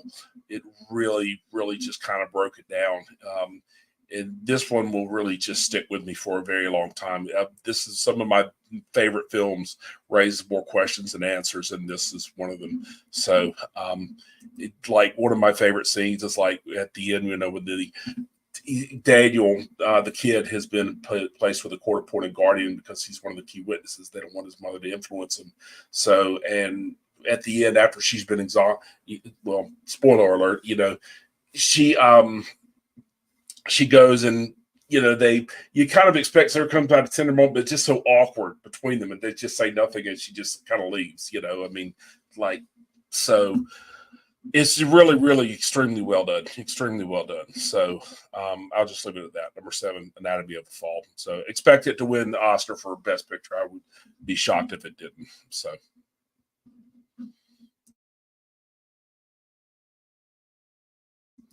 All yours, awesome. All right. Well, Devin, I think great minds think alike, my friend, because number 7 is Dungeons and Dragons Honor Among Thieves. Look, when I first was going into this film, I I didn't have the highest expectations because one, I'm not the biggest Dungeons and Dragons fan, and the trailers were just like, it was just kind of like that generic comedy film. But to my surprise, when I saw it, it's actually pretty good. I'm not gonna go too in depth because I think Devin did a good job at explaining everything because a lot of the points he makes I have. I surprisingly I really like how this movie looks. It looks really good. The story is quite nice. About just I would call it more like, again, it's more, it has like that message of family in a way where you have Chris Pine's character playing like the dad, like him trying to reconnect with his daughter, and like I thought the action looked great. I thought the characters were awesome. The world building was nice. Like this movie really worked. Like this is what a lot of movies like, and I think Devin compared to the MCU, where it's like this is what an MCU film should be doing, but instead it's not because they're focusing on shit that doesn't matter. Here, it's focusing on the world, it's focusing on the characters, and the comedy surprisingly is really well done. Case in point, I really like the graveyard scene because like they're just like, hey, we need to find this helmet. Oh well, by the way, I'm not that guy. It's actually my brother. It's like, of course. And it's like then he slips out a fucking like bar of soap and then hits his head on a bathtub. That one made me laugh so hard. I also like the opening where like they're like, no, we were gonna pardon you, and then they break out anyway. I thought that was it was so stupid and really funny, but overall, it's a fun movie. I would definitely recommend it. It's good. I really liked it. What you talking about? Okay, are we talking about good movies now? Okay, here we go. So for Rome's number 7 is an actually great movie that none of us put on because we've just seen so many movies this year. Is Air, number 7? Remember Air? Now, speaking of actually good comedies, Air, very well done. Ben Affleck, Matt Damon. Okay. Yeah, sure. Is it Michael Jordan propaganda? Yeah, fine, whatever. Fuck off, he's the GOAT. Suck my dick. How about that? Fuckers. Yeah. Anyway, so that is So- Rome's number 7. Oh, sorry, Rob, what were you gonna say? I was gonna say we still need to do Jay's and the. That's Yeah, what okay, I'm okay, doing. yeah. Jay's last. Jay's number 7 is The Last of Us, another TV show. RIP to this show because then they're gonna have to adapt Last of Us Part 2 for the next 1 or 2 seasons. And I'm sorry to everybody watching because Part 2 is getting adapted. You're gonna need all the help you're gonna get. So with that, then we move on to movie and cartoon fans, and this motherfucker has amazing taste, unlike a lot of people in this fucking group. Motherfucking Inside, excellent, my man, spitting, fucking awesome. Inside, fucking excellent. Way to go, movie and cartoon fan. You're my favorite. Just kidding around, but anyway, so now For now. yeah, move on to my number 6. We're on number 6, right? That's what we're on. I don't know. Anyway, so my number 6 is a movie that nobody fucking knows, but I watched it because I like the main star, and that is Linoleum. Linoleum is a film about this guy. He's like going through a midlife crisis, small indie movie vibes, and it's what it kind of starts off like. It's like, okay, like I accept your premise. Let's see what it's like. Guy going through a midlife crisis, a rocket lands in his backyard, and then it just kind of goes from there. And with how this movie handles itself, it's like you think it's just like, okay, this weird surreal indie movie, it falls into the tropes, but it's so much more than that. Jim Gaffigan is so good and proves that he can actually act with given good writing. Comedians can be some of the best actors, dramatically even. And Jim Gaffigan does such a good job here. It's got like dramedy vibes. It's has some good darker comedy aspects. Rhea Seehorn is also really good. The main daughter can get can get a bit annoying, but she was pretty good. And then the kid, the son of the neighbor, also played by Jim Gaffigan. The son is, I don't know who the actor is, but he also does a really good job. They all like bounce off of each other really well. I love the cinematography, how it's like kind of like this, like it gives like a Norman Rockwell small town, like very colory pop feel to it. I really liked that. But it also has like kind of some like surreal, I wouldn't go so far as to say like David Lynch vibes, but it kind of gives off that weird, like out of touch, like sort of like, okay, this isn't like totally like we're watching a movie like that's like very grounded, you know? So and then on top of that, it has such a great emotional gut punch by the end of the movie. I wouldn't say it made me cry, but it did. Like it definitely gets you. Like the ending is just just how like everything like comes together. Because for the most part, I was watching this movie and it was like a solid like 8 out of 10. But like once that ending hit, I'm like, okay, this is like a 9, almost 10 out of 10. It just like it got everything. I would highly recommend it. I don't know where I think it's on Vudu. I don't think it's like anywhere like major. You probably have to pay for it. I would say pay for it because this little movie needs all the help it can get. And I would definitely recommend it because it is definitely a good emotional uh gut punch of a movie, and I thought what it was going for, it does it, and it does it absolutely spectacularly, and it executes everything it was going for. Nobody's ever heard of this, so please go out and try to watch this. It is so good.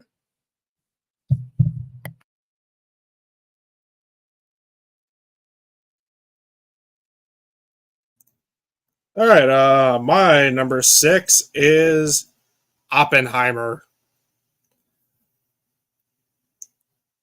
Well, get used to this. Get used to this movie being brought up a lot because it absolutely deserves it. I was anticipating Oppenheimer from the start, from the moment it was announced, not only because it's Christopher Nolan, but I love learning about World War II. And Nolan, you are forgiven for Tenet. Yes, I don't like that movie. This is another example of a movie where I can say it is completely flawless. Acting is amazing. Cillian Murphy is just perfect as Oppenheimer. Emily Blunt's amazing. Robert Downey Jr., Matt Damon, Florence Pugh, Josh Hartnett, Rami Malek, Kenneth Branagh, and even Tom Conti and Gary Oldman are great for their small roles as President Truman and Einstein. I love the structure of the movie, from starting off of Oppenheimer's days as at the university as a student and then as a teacher. His relationships, the building of the bomb, and eventually his eventual regret of building it, and then the trial. It's just a great way of doing nonlinear storytelling. I love the dialogue. I like dialogue heavy movies. My number 5 is a great example of that once we get to it, where I'm invested in the story and the characters. Movies like 12 Angry Men, The Breakfast Club, Clerks, and Reservoir Dogs. Visuals are amazing. I loved when Oppenheimer was actually like having visions of what the bomb will do to the crowd chanting his name, and he envisions them being wiped out from the blast. Or where the background is out of focus and it's just shaking behind him. Those sequences, I thought they were really cool. The scene where the bomb drops is very strong. It's very effective. I don't think I've ever heard a theater that quiet in my life since the opening of Black Panther: Wakanda Forever. Love the score, and this movie fixed a recurring problem we've had with Nolan's movies, and that was the bad sound mixing. The sound mixing in this movie did not suck. Yeah, this is to me, this is how you do a this is how you do a really long movie and not make it boring.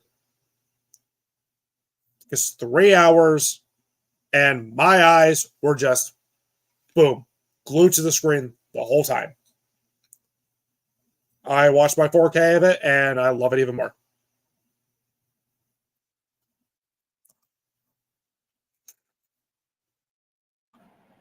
And Mark is having a seizure. Yeah, what the fuck are you listening to, Mark?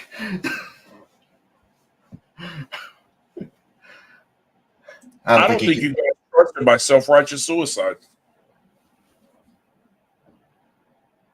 Okay. Okay, Rob, continue. Whatever. All right. So my number 6 is Spider-Man Across the Spider-Verse. Let me state that this, along with another pick you'll see later on this list, were two of my most anticipated films of 2023. Into the Spider-Verse is, I'm sorry guys, Into the Spider-Verse is my favorite Spider-Man movie. Don't fucking at me. As much as I love Spider-Man 2, okay? Calm your panties. But I would say this, after seeing this, while I still think Into the Spider-Verse, I still prefer Into the Spider-Verse, I think this one is still an excellent movie on its own. The animation is just as beautiful. Since I love how we get to explore more of this Spider-Verse in different worlds and see all the different Spider-Man dimensions. I especially like the little spectacular Spider-Man and the Lego Spider-Man. That honestly was pretty funny. Characters were just as great as before. I do wish that we would have gotten to see more of Noir Spider-Man or Penny Parker or Spider-Ham. I think that's what it is. Or Peter Porker. I can't remember. But anyway. Because I love those characters in the first film, and I would have liked to see a little bit more. But I mean, that's honestly the only nitpick I might even have. I think everything else at works complain. I know many people complain that the opening drags on, but honestly, it didn't really bother me since I love Spider-Gwen. So yeah, I know it's called Spider-Man Into the Spider-Verse, but it's just I got attached to a lot of these characters, and it's just. It never really bothered me too much. It didn't bother me at all. And I also like how she struggles with the deal with her own father. Her father feels like her daughter is a murderer at first, but then she learns that he really cares. He really cares for her, and same with the struggling identity. Same with how Miles Morales is. I do like how he's trying to get balance out keep his secret identity a secret and try to balance his life a little bit. I mean, yeah, Spider-Man 2 did that, but I think this one did it also great too. I thought Spot was a fun villain.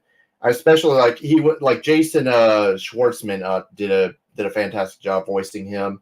It's just he felt I mean, yeah, sure, his motivation does feel a little generic, but his personality, his presence, it just makes him kind of a fun villain to me.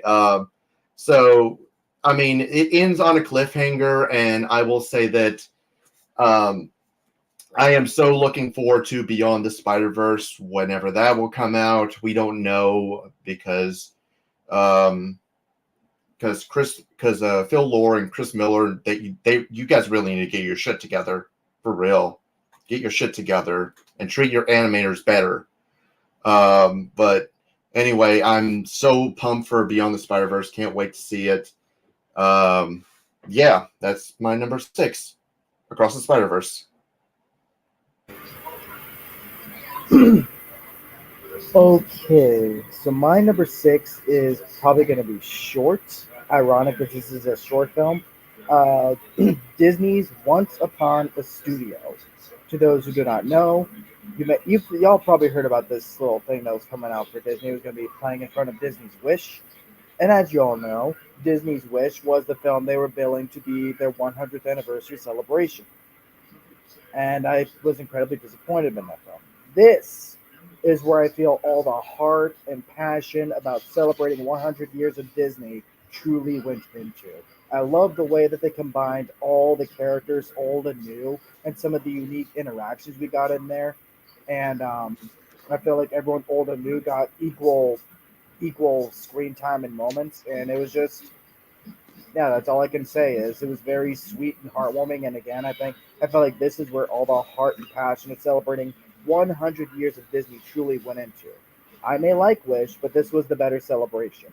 If you haven't seen it yet, it's actually on YouTube to watch fully. So go see it if you haven't. It's a great short film.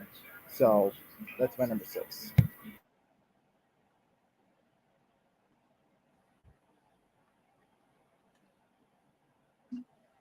Okay, and um, my number 6 is Killers of the Flower Moon. Unsurprisingly, Marty has done it again, and you having read the book, along with my buddy Rome, I wondered, both of us did, I wondered how even Marty could possibly bring such a huge, complex story to the big screen, because there is a whole lot that happens in this book.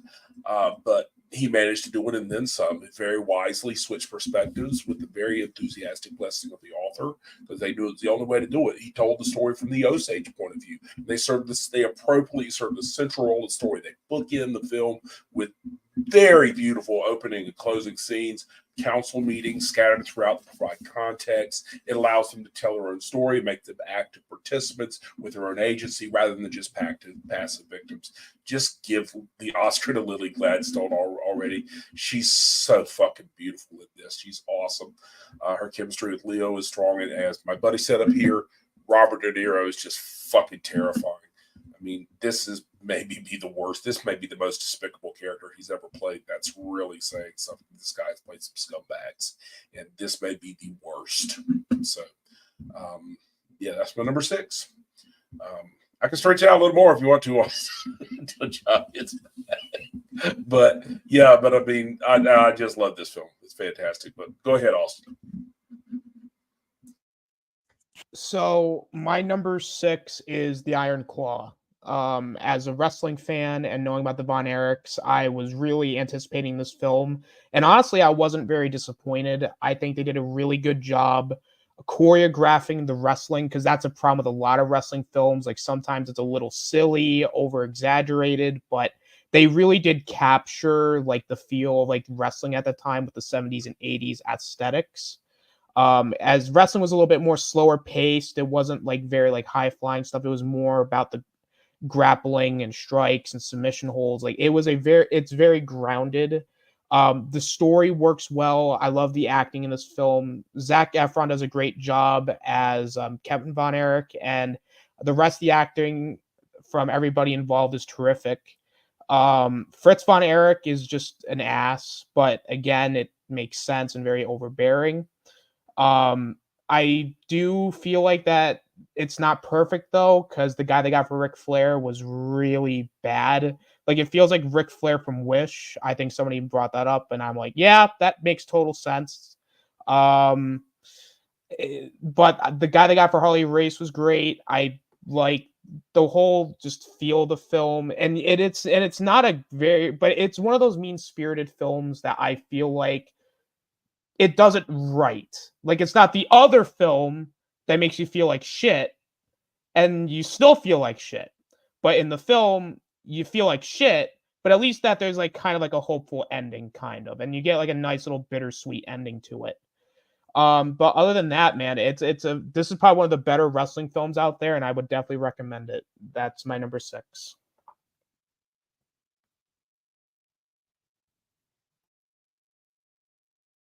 Okay, so first things first, we are going to get Rome's number 6 out of the way. His is The Artifice Girl. We are going to be talking about that a lot soon enough, so stay tuned for that. And then Jay's number 6, which is also Spider-Man Across the Spider-Verse. Great minds, Rob. There you go.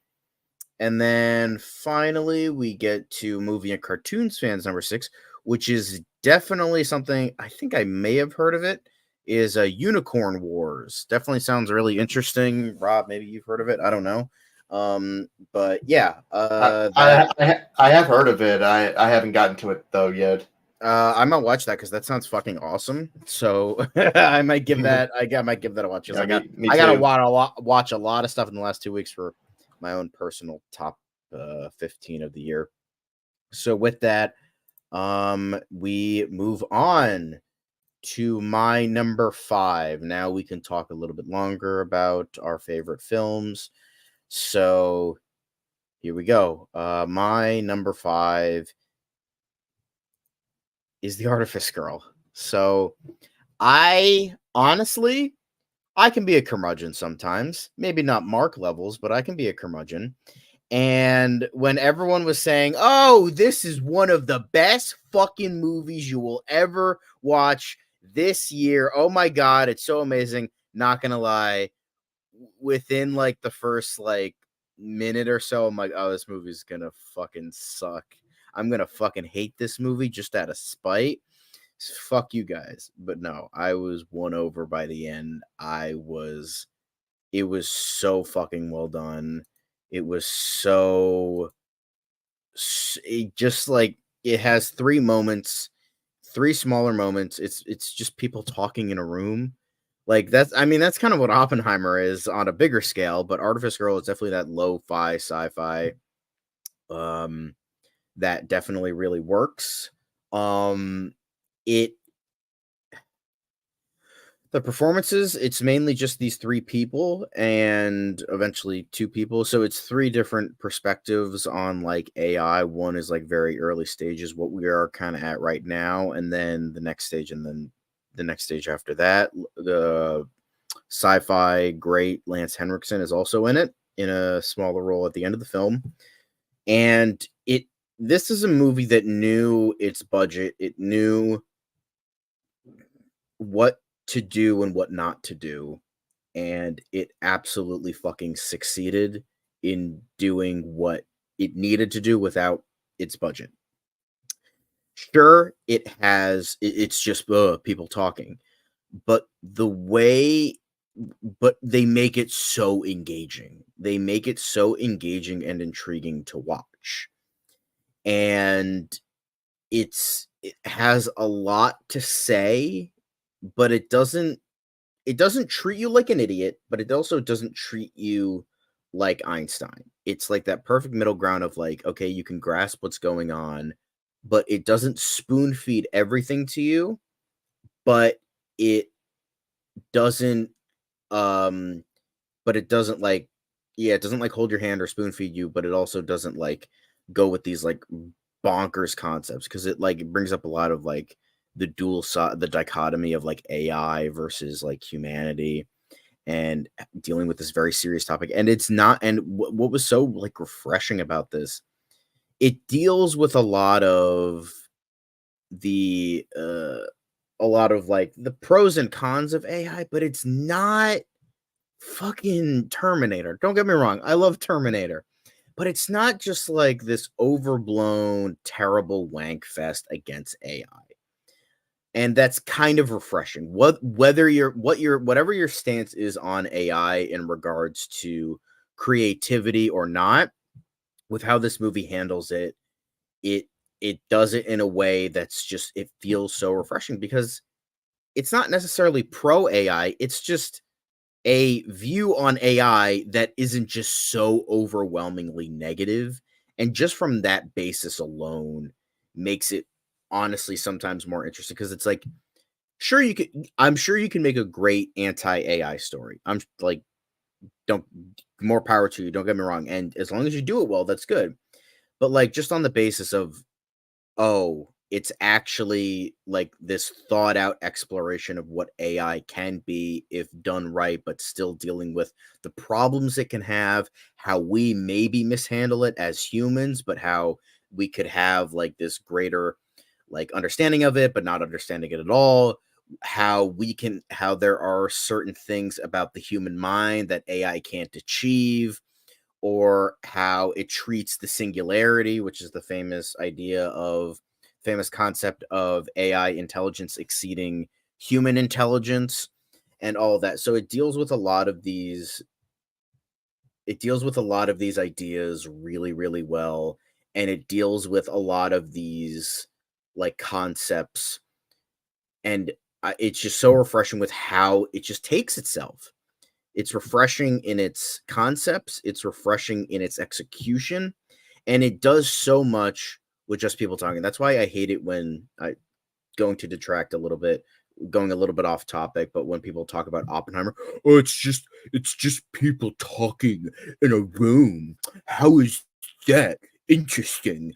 It's like, yeah, I honestly give me people talking in a room for 90 minutes over some overblown CGI jerk off fest that fucking Disney keeps giving us every fucking year. Because sometimes it just comes down to the writing. And if you make the writing good, if you write it well, and you write these characters well, and you act them well, and you can fucking do anything. As long as it's fucking good, as long as you like treat it with compassion and like just genuinely have a passion for what you're doing, you can do anything. If you put your mind to it, you can accomplish anything, right? Right? That's all I have to say about that.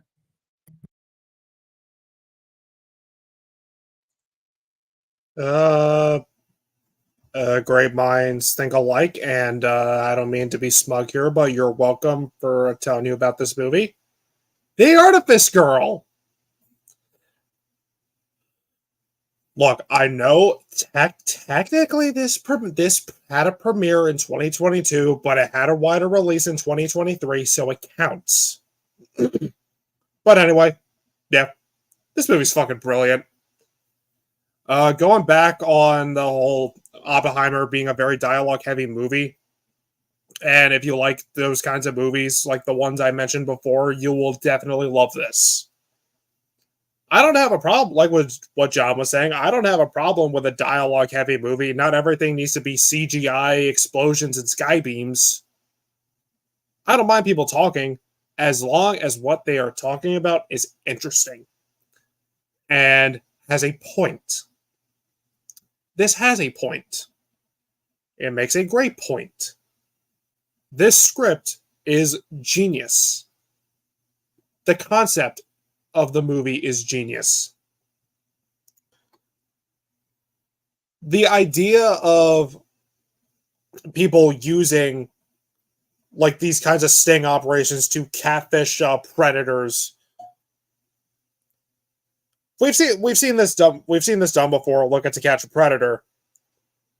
But the fact that this guy is using an AI girl to capture these guys, and as the movie goes on, she begins to develop a conscience and a mind of her own, was just so fascinating to me. And with that, I need to give special recognition to the young actress who plays Cherry, Tatum Matthews.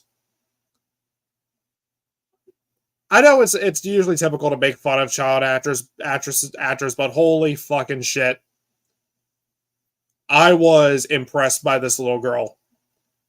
She was so believable at making me feel for this AI trying to basically evolving as the movie goes on. The story is very interesting with the two detectives trying to work with the young technician to capture and track down pedophiles. It's another one, like the reason, like a lot of the movies I have in my top 10 are ones where I just can't think of anything wrong with them. They're just perfect. This is a perfect movie. And Criterion or somebody, you better give me a fucking physical copy of this movie so I can display it in my collection. Give it to me. Give it. And this is probably one of the best directorial debuts I have ever seen. This is by a first timer. And if this is anything to think about, this Franklin Rich I hopefully he goes on to direct more movies in the future, because whatever he does next, it will absolutely be on my radar. Again, give this a watch.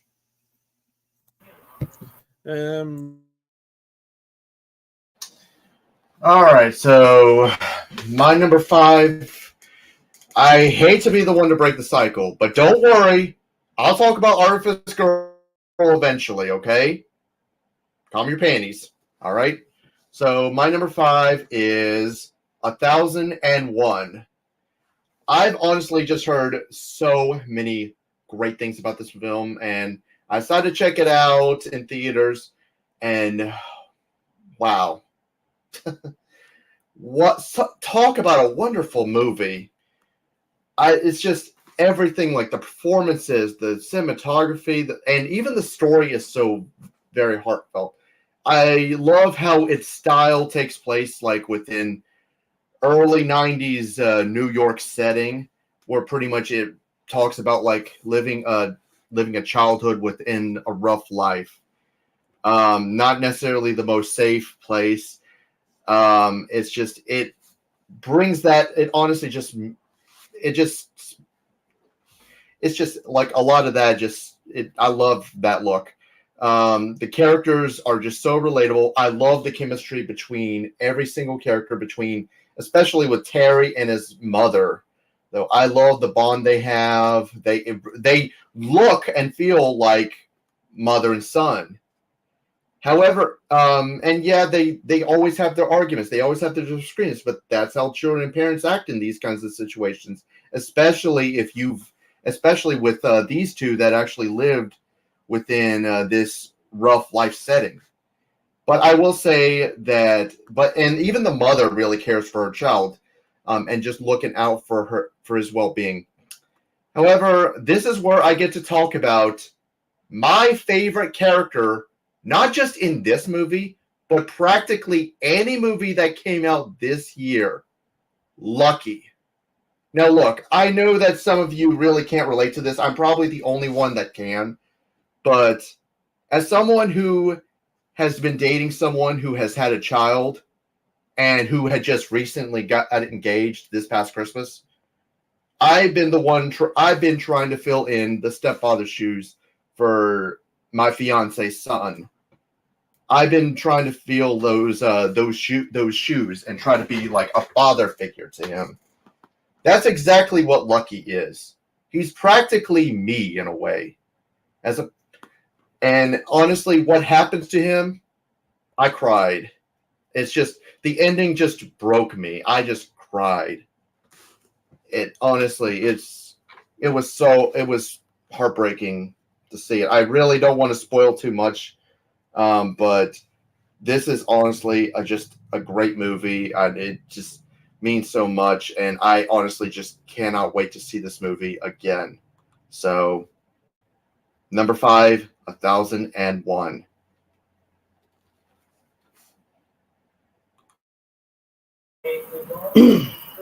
All right. Time to piss some people off again. My number 5, Indiana Jones and the Dial of Destiny. Now, Mark can sort of defend me with this one, I think. Sort of.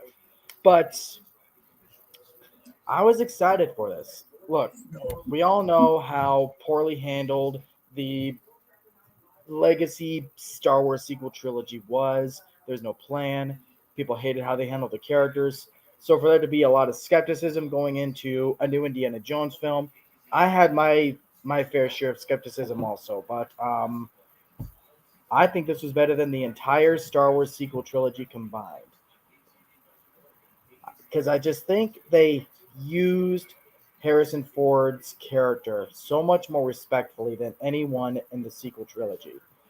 I like the story here with the dial and what the Nazis' motivation is with the dial. I feel like, if anything, to be a final story, final confrontation for Indiana Jones, it would be someone who wants to reverse the outcome of World War II. I thought that was a fascinating way to make a time travel Indiana Jones story. And to address the way that they used Mutt in this, to try and appease the Crystal Skull haters, I still think it actually kind of works because in the narrative, they don't have the characters themselves be like, oh, fuck Mutt too.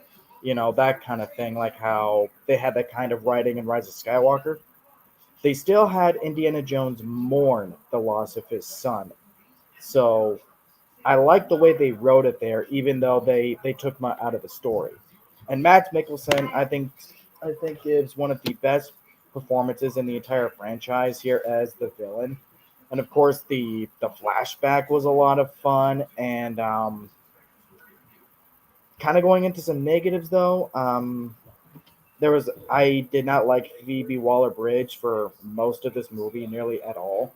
I think it took them way too long for her to start changing as a person. Like I get what they were going for. Like she's how Indy used to be with her moral code and all that. But they kept her that way too long. I feel like the point she should have started changing was the conversation that her and Indy have on the boat, when he's opening up about losing his son. But no, even after that, she tells the Nazis, what the code is and all that. But her acting is pretty good, so I think that sort of saves it. It's not the best Indiana Jones film. I'm not even going to pretend to try that it is even close to the original trilogy. But I do think that as is, it's a satisfying enough way to close out the Indiana Jones story. That he gets back together with Marion, which it repeats Crystal Skull in a sort of way, but it was nice, because that's the thing that did it for me was because unlike something like Rise of Skywalker, where all the outcomes for like Han, Luke, and Leia were just the most miserable, sad ways you could think of. They all die. What they fought for in the original trilogy was for nothing. They lived for nothing, died for nothing. Indy got a happy ending. So that's just what did it for me.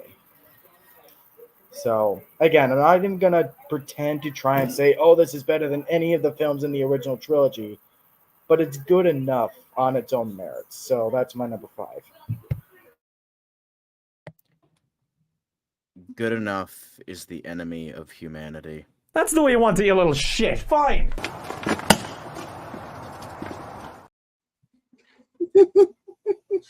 This is Zach. He has terrible taste. I would just like to say absolutely not. I cannot defend it being that high. I thought it was okay, but dear God, no, I cannot defend it being that high. Higher than Across the Anyway. Spider-Verse. Get fucked, Zach. Zach, why are you like this? Anyway, my number 5 is same as these guys up here, The Artifice Girl. It was this guy up here who first let me know about this, and dear God, I watched it, and my God, I was fucking blown away. Jesus. I love thought-provoking films. As this is maybe the most one of the most thought-provoking I've seen. Definitely the most profound statement on AI that I've ever seen. It poses the question: at what point should an AI receive autonomy instead of simply being a tool for humans? And it's structured very simply, like a 3-act play. Basically a 1-room 3-act play, each act taking place in a different room, of course, but with a time jump. And it was fascinatingly, Franklin Rich, the director, also stars as Gareth in the creator of the AI in the first 2 acts, and with the one and only, the inimitable Lance Henriksen, in what will sadly almost surely be one of his final roles in the third, playing Gareth in the 3rd act. And it is really, it's very dialogue heavy, but the dialogue is so damn good. It's so extremely well written, and you have to have very, very on point dialogue if you're going to do something like this, and acting. And this is a real gem of the movie, and I fucking love it. It uses the dialogue to build and sustain tension, and and this does for AI what 12 Angry Men did for racial justice. So, and yes, I'm actually saying that. So, and I love it because, like my buddy up here said, we've seen the evil AI. It's gotten to be such a big trope, and it's just refreshing to see something different. This is why the creator was also high on mine. But this one took the cake. So I was bound and determined to have this one in my top 5 because I just love it so much. So that is my number 5, The Artemis Girl. Well earned. My number 5 is David Finch's The Killer. This movie was absolutely outstanding. I mean, what can I say about this movie that hasn't been said already? The cast is great, but Michael Fassbender was easily the best part of the film due to, well, because he's the main focus, but that's not necessarily a bad thing, as he's just playing the character of somebody who is wrestling his conscience while also hunting down the people that hunted him down after a job gone bad. The story was simple but well effective. The kills in this movie were very simple but effective. Like, there are some brutal looking like kills in this movie, but because they're shot well, like they look so good. Like the guy getting the 3 nails in his chest, and like the lady when she gets her neck broken. And also, like, the one thing I really do appreciate about this film is the way he gets rid of evidence, because in a lot of films you don't really see that. You just see like, oh, the killer kills someone, gets away. But here you actually see the character take the time to get rid of, like, changing license plates and even throwing bodies into a garbage bin, which I appreciate the detail. And the sound design of this film is just one of the best. Like, it's very crisp, smooth.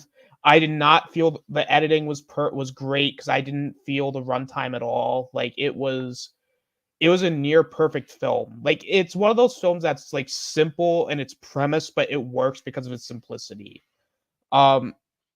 The only real negative I have is more of like a nitpick, because it's like the first half hour of the film's a little slow, but I didn't mind it because it's a slow build, but once the movie gets going, it really gets going. And honestly, I can't recommend this movie enough. That's why it's my number 5.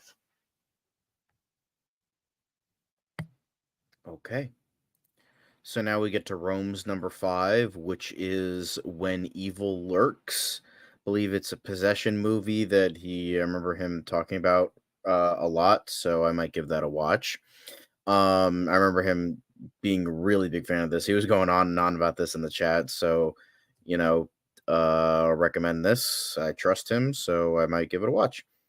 It's a damn good movie. I watched it myself. Okay, cool. I wasn't sure if you watched it or not, so I was like, because I know Mark said he was going to watch it, but I wasn't sure if he did. But yes, okay, good. Another recommendation.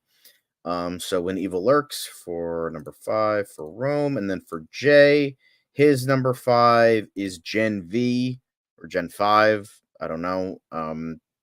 That's the Boys spinoff. Mark, didn't you Also very good. Yep. Mark, Gen did V. you watch Gen V? Yeah, okay. That's So very good. yeah, so they all say it's very good. I'm kind of going downhill on my opinion on The Boys, kind of just losing its luster a bit for me, so I have no intention of watching it. But if it's good, it's good. So if you like The Boys, probably watch that. So then finally we get to number 5 for movie and cartoon fan, which is The Iron Claw. A lot of us have been saying how great it is, so it shouldn't be a surprise that someone else says how great it is. So now we get to my number 4. So my number 4 is, in fact,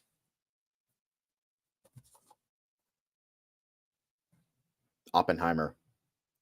I already got the Blu-ray. So Oppenheimer it's as excellent as fucking everyone says it is. Like, it's just so good. Like, I'm sure everybody else here is gonna explain it better than me. How absolutely fucking extremely excellent this movie is. For Mark saying like, "Oh, Anatomy of a Fall is gonna win." No, we all know Oppenheimer is gonna fucking win Best Picture. I'm sure Anatomy of a Fall is an excellent Best movie. picture. I said best foreign film. You dumb fuck. First of all, calm down. Second, I remember you saying Best Picture, but whatever. But Oppenheimer is an excellent film. Cillian Murphy. Yeah, Bradley Cooper, suck dicks. Cillian Murphy's fucking excellent. Shut up. So Cillian Murphy, he embodies everything I think about J. Robert Oppenheimer. Emily Blunt is definitely understated. She, like, everyone's like, oh, Barbie is the feminist movie. No, if we're talking about feminism, fucking Kitty Oppenheimer easily. Just that one monologue alone just obliterates anything, and it was so fucking good. Florence Pugh, fucking, and Robert Downey fucking Jr. Like, I don't like to be a hater of I don't like to be a hater of, superhero movies, because I do love them. But, like, when this guy has been part of superhero movies for so long, which doesn't require, like, top tier acting, depending most of the time in terms of at least MCU where he came from. When I watch this movie, I'm like, oh yeah, I forgot. Robert Downey Jr. is a fucking excellent motherfucking actor. Oh yeah. And he absolutely fucking stole the show here. Don't get me wrong, Cillian Murphy was excellent in this, but Robert Downey Jr. gave the best performance of this movie, hands down. If he doesn't win Best Supporting, I'm decking every Academy member in the fucking face personally. But just like every performance is top tier. Josh Hartnett, Rami Malek, Gary Oldman, just everybody. Just I want to personally name every person here because they all did such an excellent job. And as Devin said, like, yeah, it's 3 hours, but your eyes are glued to the screen. Your eyes are glued to the screen throughout. You don't have like this like aching feeling of looking at your watch, looking at your phone. None of that. It's so captivating. It is the embodiment of the word captivating. It's like, I guess you could say, depressing, but like it doesn't I wouldn't say it is. Like, sure, it's a little heavy. It's a little heavy, but I wouldn't say it's depressing. And with that, I think it just, like, it deserves every accolade. Like, that's all I can really say. It truly deserves every accolade, and I'm sure everyone else here will say even better than I can about how absolutely magnificent Oppenheimer can be. It kind of weirdly hurts to only put it at number 4 because of how supremely excellent it fucking is. But Oppenheimer is, yeah, it's, yeah.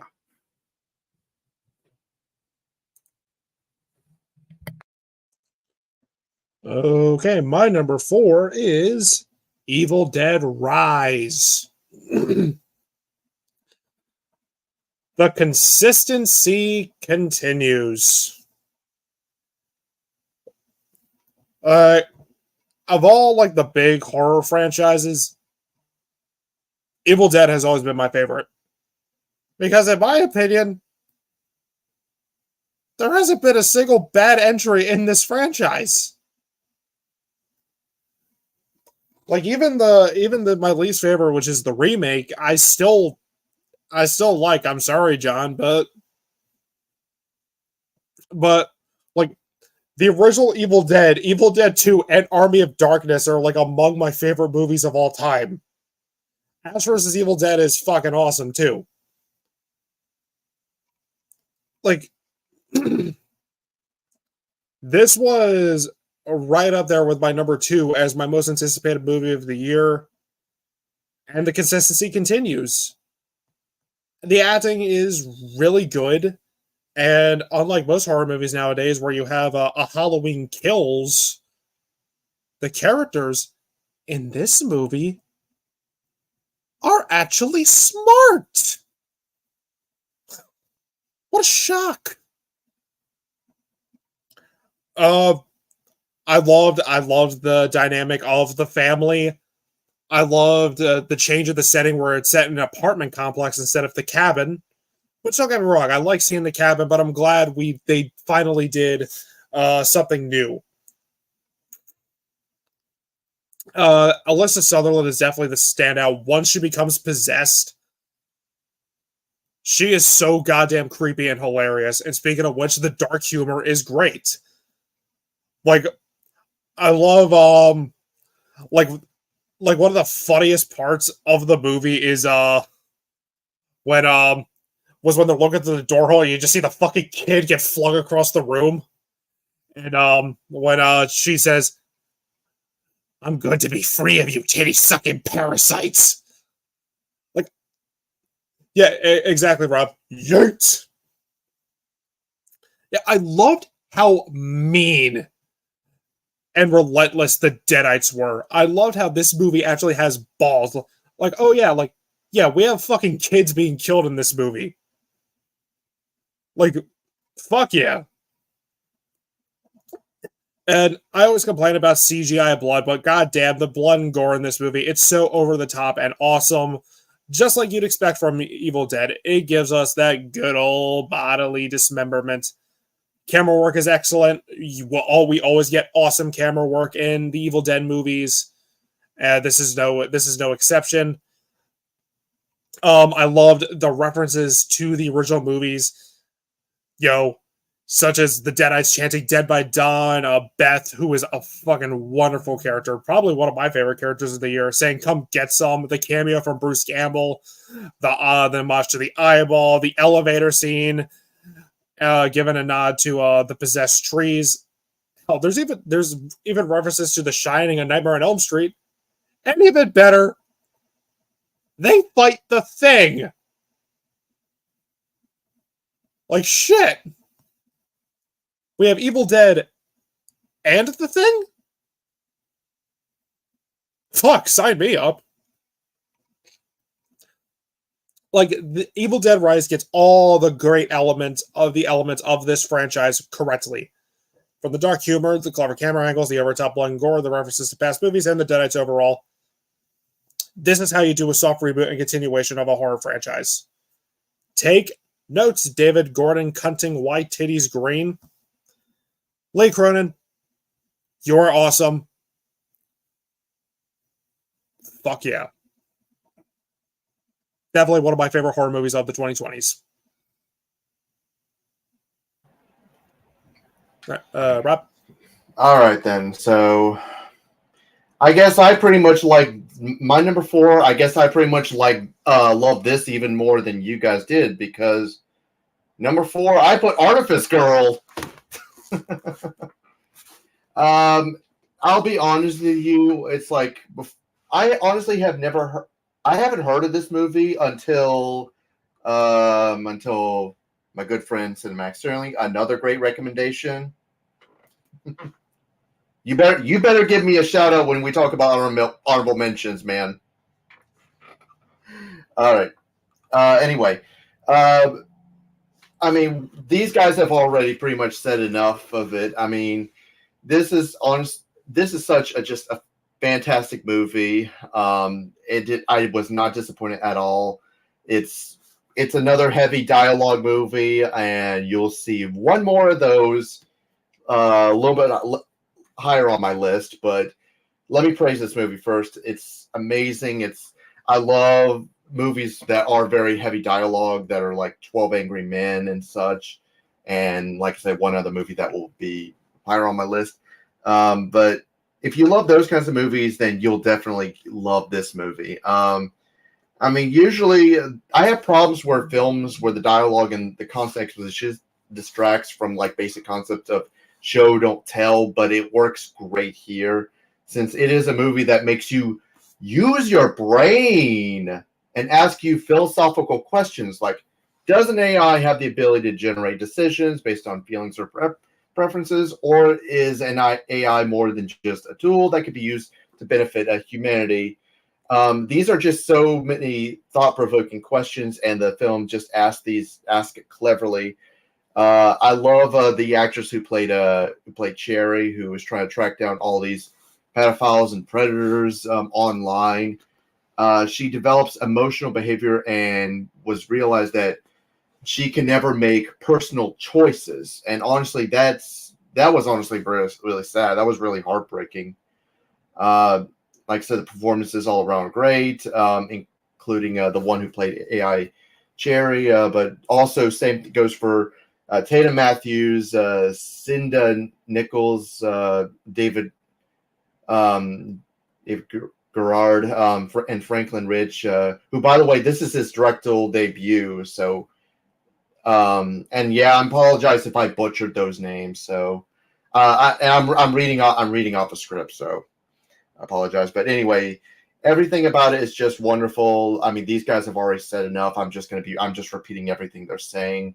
It's a great movie. Go check it out. It's flawless in my eyes. And yeah, absolutely go check this film out. You won't regret it.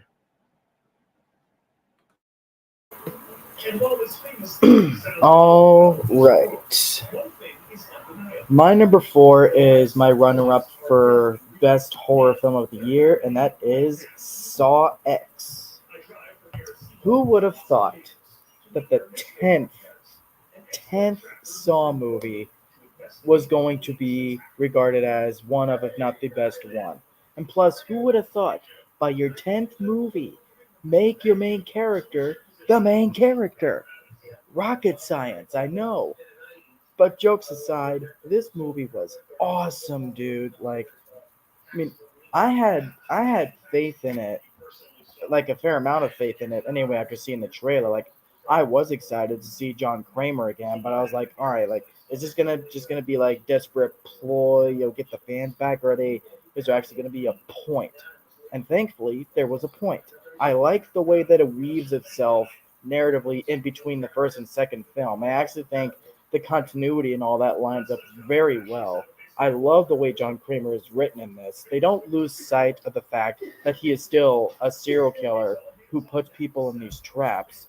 But at the same time, with the ways that they write it, they still show it all through the lens of a man who's desperate to live. And the ways that they're able to switch it all on you, makes you root against the people that are in the traps because of who they are and what they do. Fuck these people. I thought it's not like brilliant, genius writing, but it is one of the best written Saw movies. I still attest that as far as story and narrative, that Saw 3 is still the best game with as far as how that person was being tested. But this is still overall my favorite Saw movie. And if future installments are going to be this good, start bringing them back every Halloween. I don't give a shit. So long as they're this good. So bring on Saw 11. That's my number 4.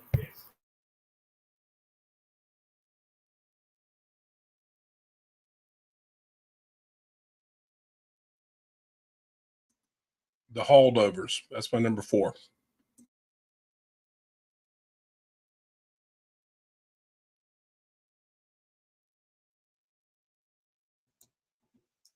Marky in the middle.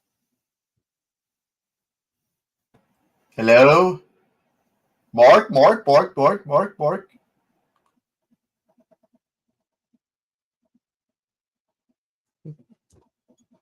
Okay. I guess I go then. I mean, we can't. You're muted, Mark. Austin, just go. All right. Number 4 is Across the Spider-Verse. Being a massive Spider-Man fan and really liking the first Into the Spider-Verse, I was really looking forward to it, even though I still am a firm believer that the multiverse is such an overused concept now that it's beyond ridiculous. Haha, get it? Because the sequels are Beyond the Spider-Verse. No, wow, tough crowd. Okay. So, the animation's just as good. The story is great too. Of Miles like still struggling, like figuring out like how to balance out being Spider-Man and Miles, and the whole thing with him and Spot and dealing with his parents. And I really did appreciate the opening where they show off Spider-Gwen's origin story. Mainly just due to the fact that it's for the most part very comic book accurate, and it sets the tone with her conflict with her father. Seeing Miguel O'Hara for the first time in like an actual film was genuinely awesome, because he is a very underrated Spider-Man character, and getting to see him for the first time was like, oh, that's really cool. And the cameos from like Spider-Man, like Spectacular Spider-Man, was a nice callback, especially them revealing that the death of George Stacy is canon to that universe. Seeing Insomniac Spider-Man was cool too, and as much as the Clone Saga sucks, it was cool seeing Scarlet Spider, even though I hated his characterization where he's just like, oh, I'm just broody. I'm just the brooding Spider-Man, which is bullshit. Because that was not what was his original point. He was never supposed to be broody, but whatever. New comic books suck. That's all I gotta say about that. I really like the design of Miguel O'Hara in this film. I thought he came off like very threatening. He had the size and he was very intimidating. Peter B. Parker coming back was nice. Seeing him being happy with the family is something that Marvel Comics is scared to do, other than the new Ultimate line. So fuck you, Zeb Wells, you piece of shit. And I like the music. The only other real complaints is I do feel like the ending's abrupt, which I get that it's part one of a 2-part film, but I feel like that the ending just comes out of nowhere, and Spot was just a little underutilized for my liking, even though he'll probably come back for the second part. But otherwise, it is easily the best superhero film this year. I mean, again, that's not really saying much with some of its competition, but goddamn, such a good film. I'm kind of with Rob. I still prefer the first Into the Spider-Verse, but this one's a very good sequel, and that's why it's my number 4.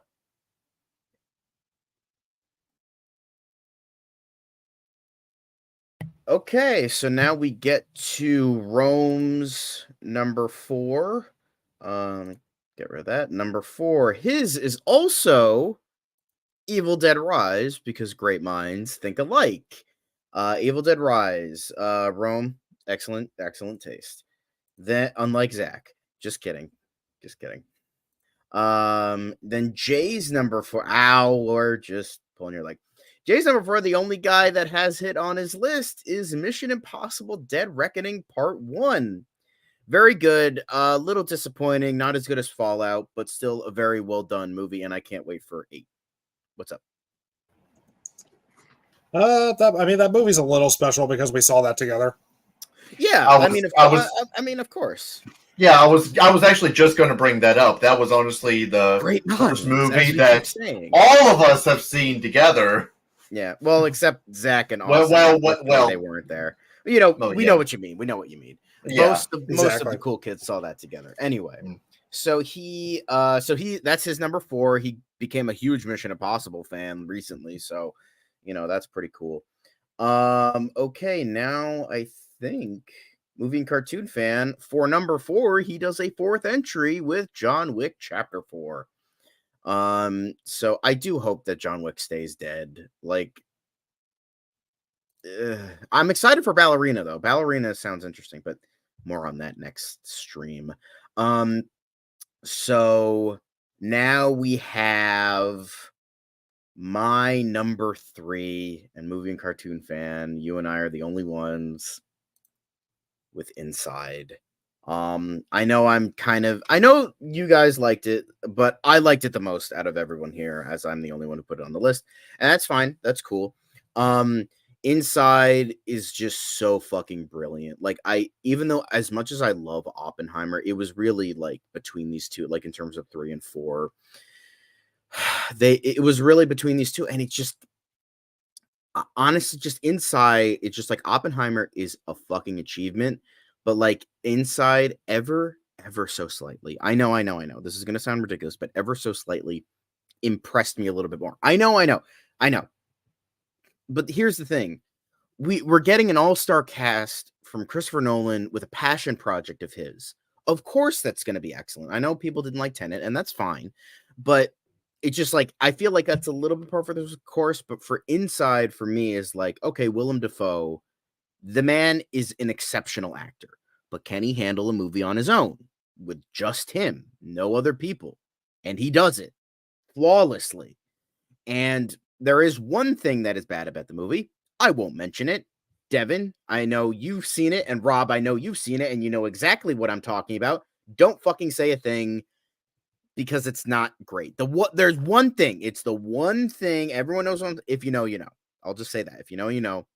But even then, outside of that one thing, it is a supremely excellent movie, because just Willem Dafoe, man. Like, like you can see with how he like the cogs are turning constantly in his head.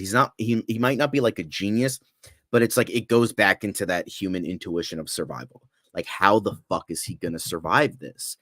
How the fuck is he going to win? And is he going to win? Is he gonna like escape or not or what?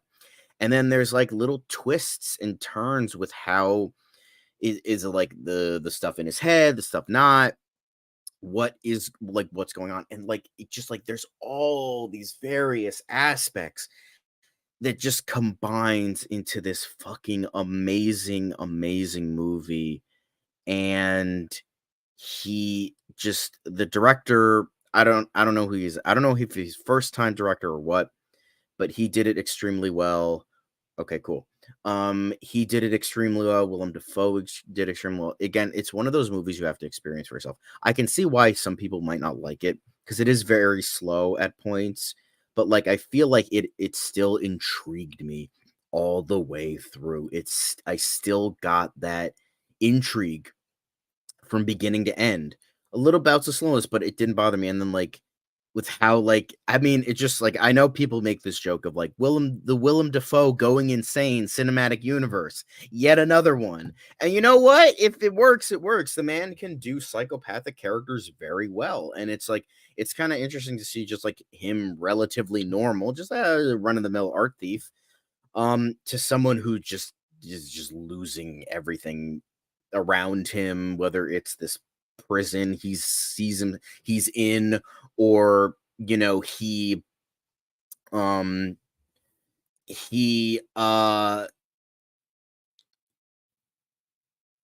just continually goes further and further. And again, I'm just gonna say it. I know I can go on and on and on about this movie. I love this movie. It's one of the best of the year, hence why I said number 3. And it's just supremely excellent. If you love Willem Dafoe, you'll love this movie, I feel. Hopefully. And I think it did everything right. It did everything well. And as Devin was saying with some of his entries, I think you were saying with Artifice Girl, it's just one of those movies I just can't really think of anything that terrible, except for maybe that one thing. But it's a couple seconds of shot. It really doesn't bother me in the long one. And I've seen plenty worse. I watched Beau is Afraid. It's fine. It's a nitpick. So, Walls the movie, So with all of that, I would say watch Inside for yourself. It is such a tremendous experience from beginning to end. And that's all I can really say. All right. My number 3 was another early screener I had the privilege of seeing, and that is The Holdovers. The trailers for this movie captured my interest, and I was hearing nothing but great things about it. I have not seen Alexander Payne's other movies, and after this movie, I just added The Runaways. What's the movie he did called? Which one? Alexander Payne, the one like Sideways. That's it.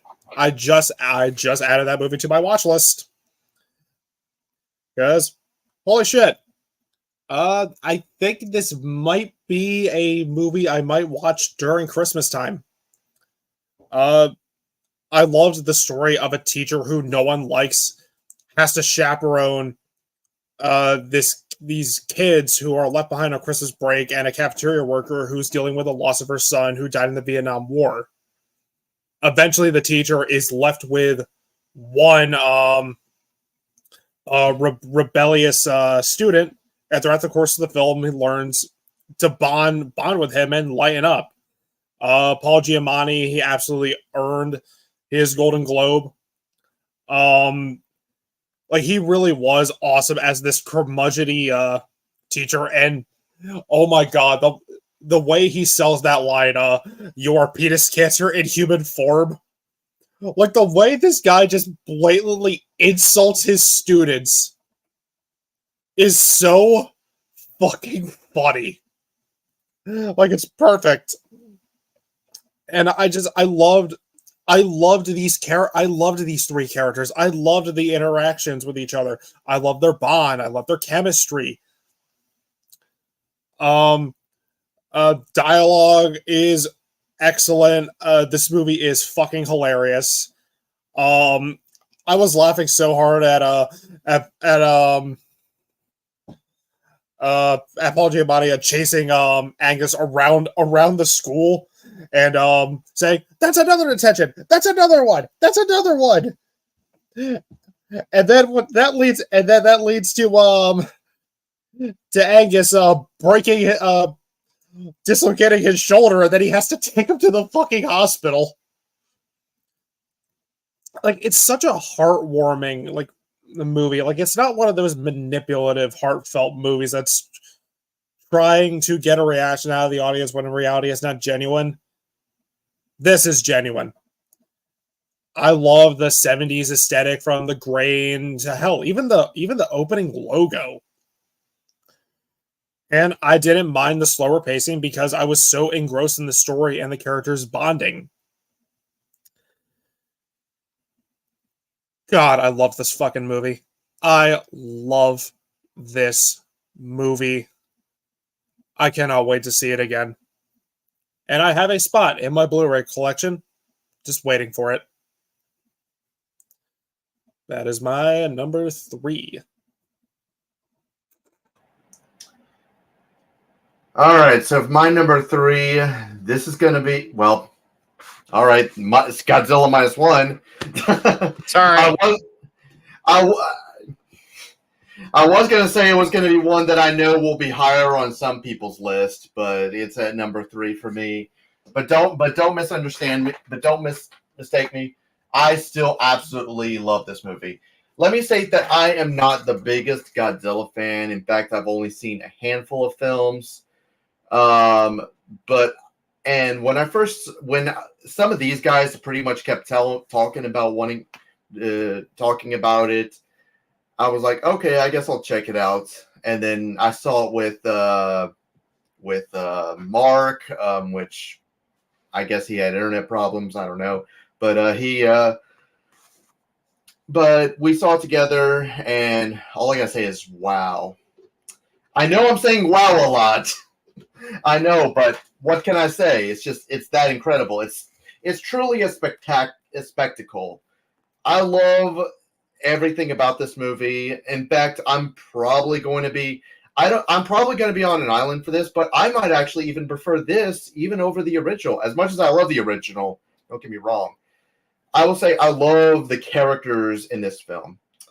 Unlike the dull and cardboard cutout human characters that are in the Monsterverse, I actually cared about every single character in this film. They were so fleshed out. They were more interesting. I love Shinikin Shimiya. I butchered the fuck out of that name. The former kamikaze pilot. I love how he just goes through a different arc, goes through of redemption. I love the love interest, Noriko, whose parents were killed during the bombing of Tokyo, and how they pretty much rescued baby Akiko. I love how both Noriko and Shimikisha, you know what I mean. I'm terrible with names. I love how they have great chemistry with each other, and the performances are just excellent. Also, I'm going to say it right now. DC, Marvel, how the fuck does a movie with $15 million budget look way better than your $200 million CGI bullshit? Can you explain to me that? I'm serious. This has a $15 million budget, probably not even that, and it looks a million times better than the garbage that Marvel and DC have been shitting out in our faces. What the fuck? You two need to take notes from this movie. I'm serious. The action scenes are just so badass. I was just on the edge of my seat, blown away.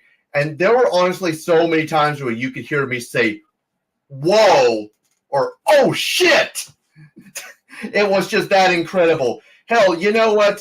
I was blown away when you first saw Godzilla had Wolverine's healing ability, where like a mine just blew up in its mouth, and you see part of the flesh still sticking out, and then it just regenerates itself.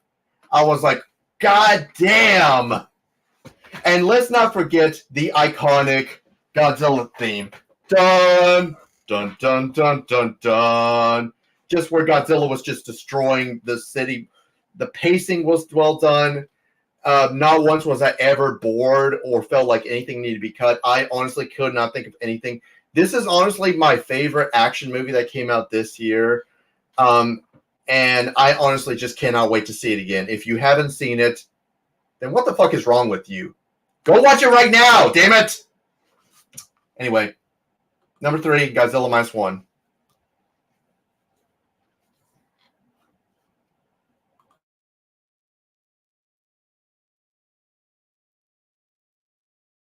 You're muted. All right. All right. My number 3 is my favorite horror film of the year, Eli Roth's Thanksgiving.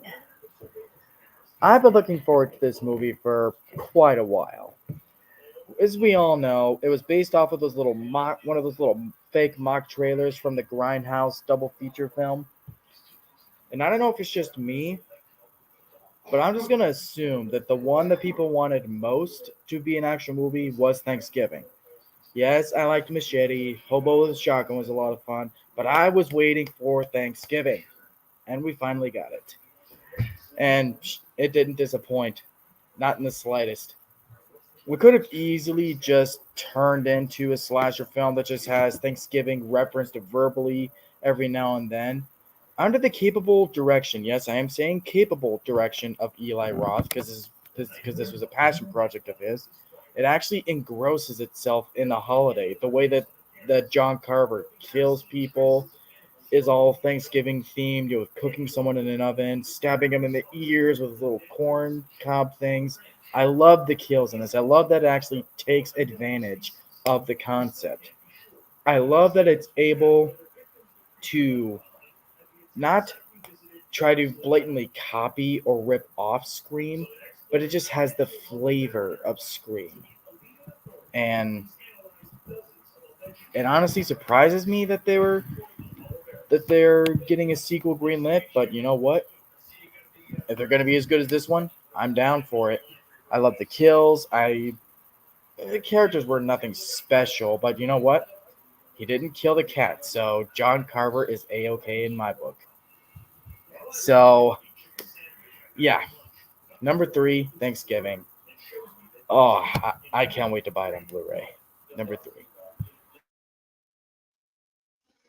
Okay, my number 3 is Evil Dead Rise. Now, unlike another franchise that, had a sequel come out this year that was made by a overrated, talentless hack who got lucky once, emphasis on once, this is a sequel done right. And I'm going to explain to you why. From the word go, this movie fucking, oh my god, someone gets the top of their head ripped off, like their scalp. I'm like, what the fuck? Oh my god. And it was like so gruesome. And from beginning to end, this movie had me gripped and intrigued. The tension was perfect. There were unlike the other movie, that other garbage film that had jump scares, it wasn't scary at all. This film had tension. It was scary. Like, it's not that hard. It's not. And the pacing, oh my god, the pacing was so smooth. It made the hour and a half runtime go seamlessly, unlike the other film where by the first 30 minutes it felt like 5 hours of your life have been sucked out of you because of that one guy that will remain nameless for the rest of this review. The acting in this film was amazing. The main leads, Lily Sullivan and Alyssa Sutherland, being the standouts. Sutherland, especially, like, even when she was possessed, like, it was comedic at times, I will admit, a little over the top, but she still came off very threatening. Unlike the other film where the two children that were possessed were not scary and just flat out bad and dumb. The gore and violence was still felt, and the family dynamic was great. Unlike fucking that other film. I keep comparing the other film, but god damn it, I hate it so much. All right, look, the family dynamic, and this is what a mean spirit. This is how you do a mean spirited film. This is how you do a mean spirited film. I've said this before. You can have this type of mean spirited film, but have it have class, have it have charm, and give it like a hopeful ending to sort of make everything okay. Not like the other film, the other bad film that we don't talk about. Oh god, it was the story so simple yet effective, and the dialogue was good. Unlike the other film where they were talking about trash cans. Stop with the trash cans. And it made you care about the characters. The Bruce Campbell cameo was cool. Unlike the other movie where there was a cameo from a character that just went nowhere and became Ghost Rider, Daredevil, hybrid. And then the references to the previous films was the cherry on top, and it made sense. Overall, this film there's a reason why it's in my top 3. This is probably the best horror film this year. Good film. That's my number 3, man. Perfect. God damn it. I just get post-traumatic stress from that other film. From that one guy. I can't stand him. I can't do it. Okay, Austin, it's fine. Also, Exorcist believer. Haha, fuck you. Anyway, so Rome.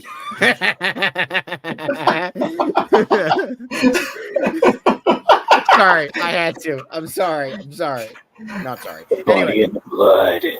So before this gets too long, Rome's number 3 is John Wick Chapter 4. I'm sorry, I must be missing something. I almost fell asleep during this movie, straight up. I just didn't love it as much as everybody else did. Sorry, not sorry. Then Jay's number 3 is Guardians of the Galaxy Volume 3. Sorry, not sorry, Mark, but he's not here, so it's fine. Then speaking of Mark's number 3, he had internet problems. His was Iron Claw. He loved it probably the most out of anybody here. Big wrestling fan, big hard drama fan. I mean, he was there when all of that happened, so it makes sense that he had a lot of going for. I recommend reading his review or going back and watching our review because it's very well done. So yeah, now we get to my number 2. Oh, sorry. I forgot. Sorry. Number 3 for movie and cartoon fan. Another movie I'm missing is Killers of the Flower Moon. I'm sorry, but that pacing fucking killed it for me. I wanted to love it. I really did, but God, was it so fucking boring. So I ended up not loving it as much as everyone else did. Sorry. Anywho. So now we get to my number 2. Again, sorry, movie and cartoon fan. Don't mean to, but it is a movie that's been talked about before. Don't feel sorry, Rob. It's still pretty high up for you, so you're good. Godzilla -1. I was worried that the overhype was going to kill it for me, and I was worried that everyone's saying, "Oh my god, this is great, this is great, this is great." I was a little worried. Not gonna lie, a little worried. But luckily, my rests were put to bed once that scene hit. Once the scene of him destroying, I don't remember the city, but where I believe it was Noriko was, and it just don't get me wrong, the movie was great from there, but from then on out, it just became an absolute fucking masterpiece of film. I know a lot of people, a bunch of people who didn't like it said, "Oh, it was so over dramatic. It was so overacting." But I'm like, that's the thing is about Japanese acting. It's always been like that. Even some of the more grounded dramas, Japanese acting has always been. I don't want to say over the top because that implies bad, but they've always kind of have that I guess over the top. Like that's really the best you could say. They have that like over exaggerated feel to it. So that's not a detractor. That's just a different culture's way of acting. That's how I view it, at least. And it didn't bother me because like the way they handled it, it still worked. There was like so many great moments that were like bringing me to fucking tears. Like it was just so many great moments where it's like after Noriko was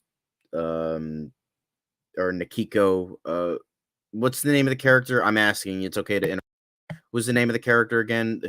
The woman he loves, Rob. I'm sorry. It's Noriko. Okay, it is Noriko. Sorry, I didn't want to get her name wrong. Well, But I mean, it's no, you're fine. You're fine. I asked. It's okay. You didn't.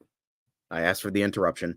But yeah, I wanted to make sure to get her character right. But yeah, Noriko was such a just like all three of them like fighting different wars, I guess, like the fallout of it. The way it's integrated into the story is excellent. The way, I mean, Godzilla has always been a metaphor for something, has always been an allegory for something. And you know what? It's another knockout of the park. I would like to see this director do another Godzilla movie, just do a different one. I wouldn't want to see a sequel to this. Yeah, it's implied that, he comes back, but I feel like maybe have it like be like, oh, the sequel is the original Godzilla. I think that could be kind of fun. Like, oh, the original is the sequel many years later. They can make that interesting because I don't know. It's just like I'm not saying all sequels are bad. It's just like I feel like this is better as a one-off because it like kind of just ended a little bit so well, despite like the very, very end teasing, Godzilla's coming back and all that because sequel fodder. But even then, I believe they said they're re-releasing the film in black and white, and if it's available by my theater, I gotta go watch it because it is so fucking well done. Everything about again, it's just a perfect movie to me, as Devin likes to say. It's a perfect movie to me because I can't think of anything properly wrong with it. Yeah, Inside has that one thing, but Godzilla has nothing. I can't think of anything. Like maybe like pacing. It's not pacing. Like nothing. I can't. It's just like very few times I can say like it's a perfect movie. Like some of my favorite movies of all time, I deem perfect movies that aren't maybe necessarily perfect, quote unquote, but perfect to me. Like it's just like you just can't view anything wrong with it, even though it's not technically the greatest film ever made. But Godzilla minus one is just excellent. Like I know like there are people that are like, oh, a Godzilla movie is excellent. I know certain people in my life will say that because, oh, God forbid, a big budget, quote unquote, monster movie. Oh my God, what do you mean? Like a blockbuster has so much to say. Yeah, God forbid. God fucking forbid. Like, okay. Not it's not Citizen Kane. Suck a dick. All right. Fucking go fuck yourself. Godzilla minus one of the greatest movies of the year, one of the greatest movies I've seen. Go fuck yourself. It's excellent. You need to go see it. Fuck everybody who says otherwise.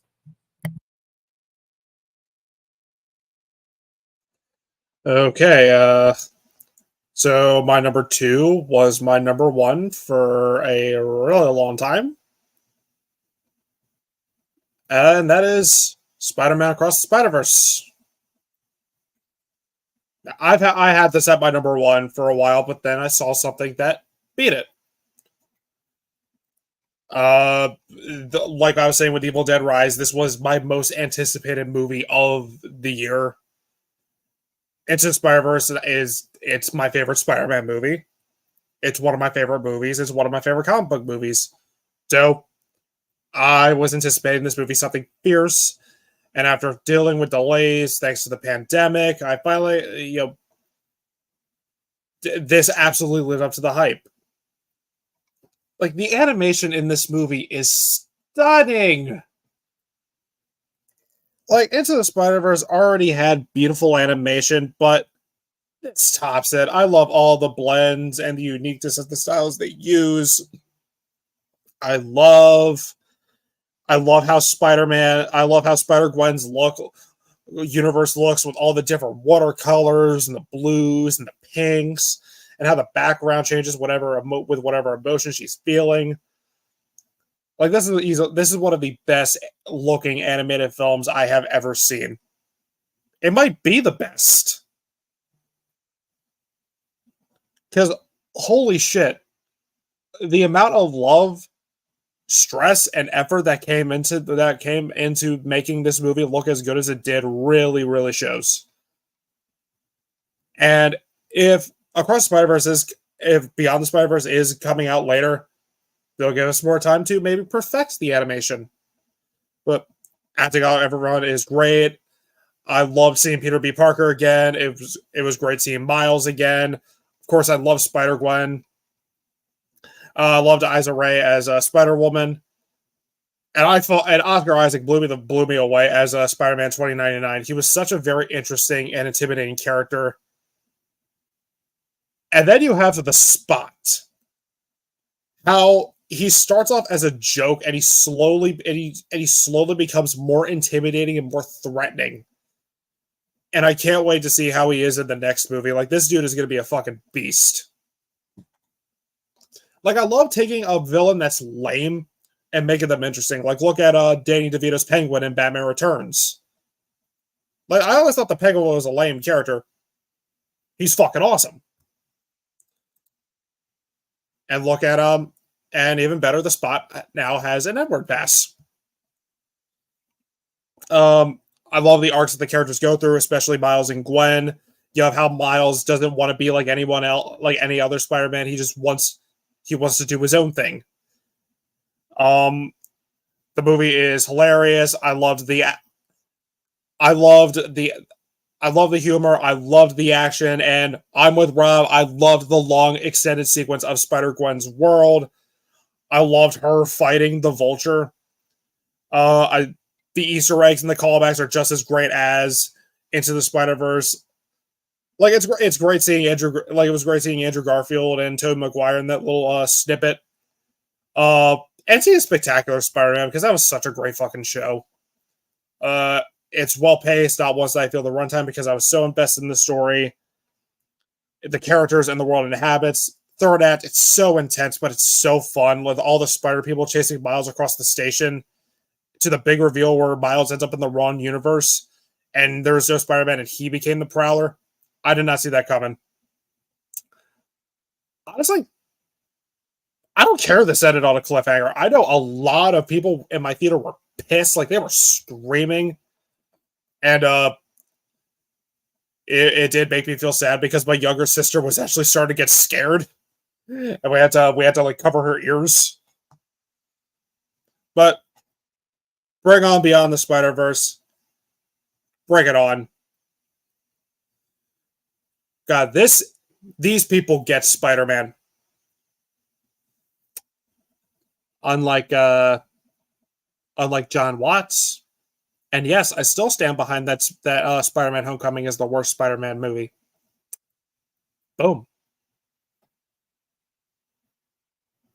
Well, no way. At least No Way Home was good. It was 2 strikes and a home run. But still, fuck Homecoming. In the words of that meme, and then I'll move on to Rob to describe these two Into the Spider-Verse and Across the Spider-Verse. That's why he's the GOAT! The GOAT! All right. Also, before I get to my number 2, just to let you know, I know I watched that with my fiance and her son recently, and they were like, "What the fuck?" when it came to that cliffhanger. Rob, I'm sorry if I went on too long. I just adore that movie. I don't blame you, dude. I don't blame you. All right, so I'll go ahead and so my number 2 is Oppenheimer. So yeah. The other movie that I was telling you, that I was mentioning about how it being like heavy, dialogue heavy, like Artifice Girl, this is honestly the best from this year with that kind of film. Christopher Nolan is a fantastic film, and even though I haven't seen literally every single one of his movies, I would say that I just adore, like, a lot of his movies I just really adore. Before this, my favorite Nolan film was Memento. I just love that movie. And when Oppenheimer was announced, when I saw the trailer, I was just beyond excited. After seeing it, let me say that this film wasn't good. It was fucking amazing. I mean, it's on my list. No, duh. It's number 2. So what else can I say? This is honestly dialogue heavy, like at its best. Like the performances, every single one of them are excellent, and I would not be it.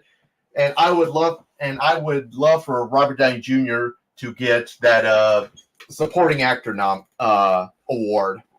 He deserves it. And I would even love for Cillian Murphy to. I wouldn't even be upset for. I would love for Cillian Murphy to win Best Actor too. So it's just like every performance was just spot on all around. The cinematography is well shot. I love the different angles, just the color contrast. I love the story just being told about how we kind of question whether J. Robert Oppenheimer was he a villain or not. Like it makes you see more a lot into his head, and I just love how like Nolan ends up telling this story in just a non-linear way, tells the audience to piece together every single scene, and again, it makes you use your brain. It makes the audience think like adults, which I absolutely love. It never feels jumbled. It never has a lack of focus. I mean, you guys have already. I'm pretty much just repeating everything that everyone's already saying. It doesn't focus on the action. It's all dialogue. A dialogue heavy kind of movie, and it just focuses on J. Robert Oppenheimer. And it's honestly just a fantastic movie. Honestly, I just cannot to me, this is a perfect Nolan movie, and I would even say that this actually now beats Memento as now my favorite Nolan movie. So, yeah, number 2 is Oppenheimer. All right, my runner-up is a weird one because it's a fan film.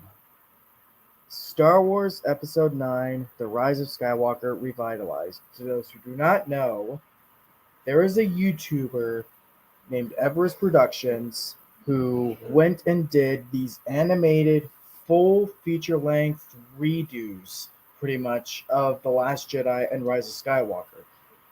The narratives are mostly different for each one, and that the storytelling is so much more improved, like context for Last Jedi. In this version, Luke leaves the island and actually takes action with Rey against Snoke in the throne room. He's there in the 3rd act, and he doesn't die on the island, so he's alive to be in Episode 9.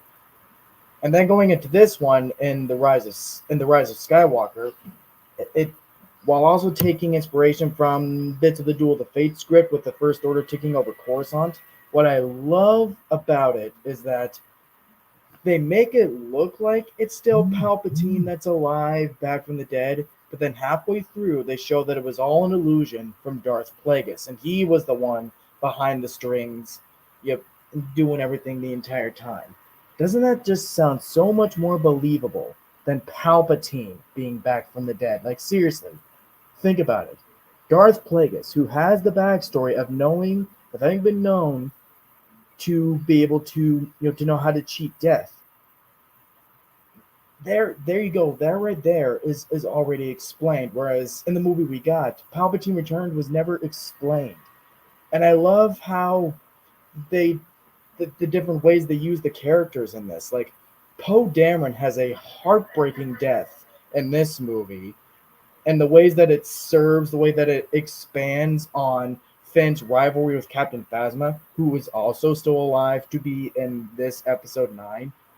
That was all great. So the arcs for these characters is already so much better. Like, again, they give Poe Dameron a heroic death. They properly give Finn an arc of not just, with Captain Phasma, but, learning to come into his own. The ways that both of these versions follow up on the setups from The Force Awakens is just so much better, John. I'm just curious. I do plan to watch them eventually. I just got a lot of stuff to watch. Does Finn become a Jedi or something along those lines?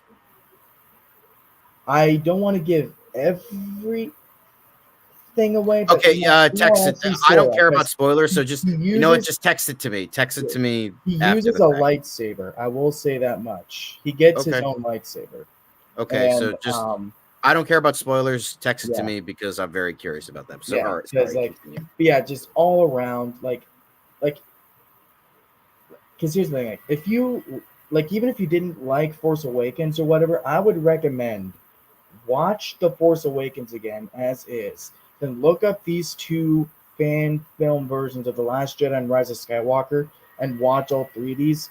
I can almost guarantee that it'll feel like a much more cohesive trilogy. I cannot praise these enough. Like it fixes the sequel trilogy. I know that sounds like rocket science, but it really does.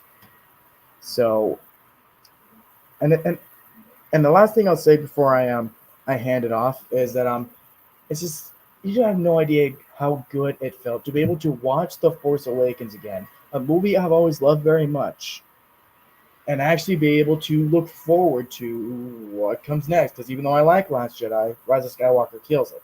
So it felt so good to just be satisfied with The Force Awakens again. So these two fan film versions, it's making a much more cohesive trilogy. That's all I'll say, and that is my number two.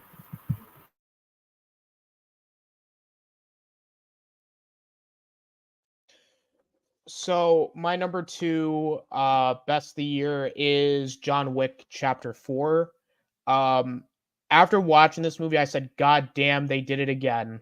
Cause as a fan of this series, I feel like that these films have gotten better with each installment, and this film did not disappoint, as it is probably the best film in the series for me. The one thing that I noticed right out the gate is it's easily the best looking film of the franchise. And it's also the best scored of the franchise. And this is something I forgot to mention on Letterboxd, but what I appreciate about the John Wick franchise is their way of managing to world build without needing the needless spin-offs. Like you're put in this world, and like they just say, "Oh, I know this character." And you go, "Oh, okay, I know you know this character because the writing is done so well." The acting in this film again is great. Keanu Reeves and Bill Skarsgård being the stand-up performances as John Wick and the Marquis, especially, and the story of John Wick hunting down the High Table, while also kind of dealing with the almost like the question throughout of, okay, like when does this crusade of justice end?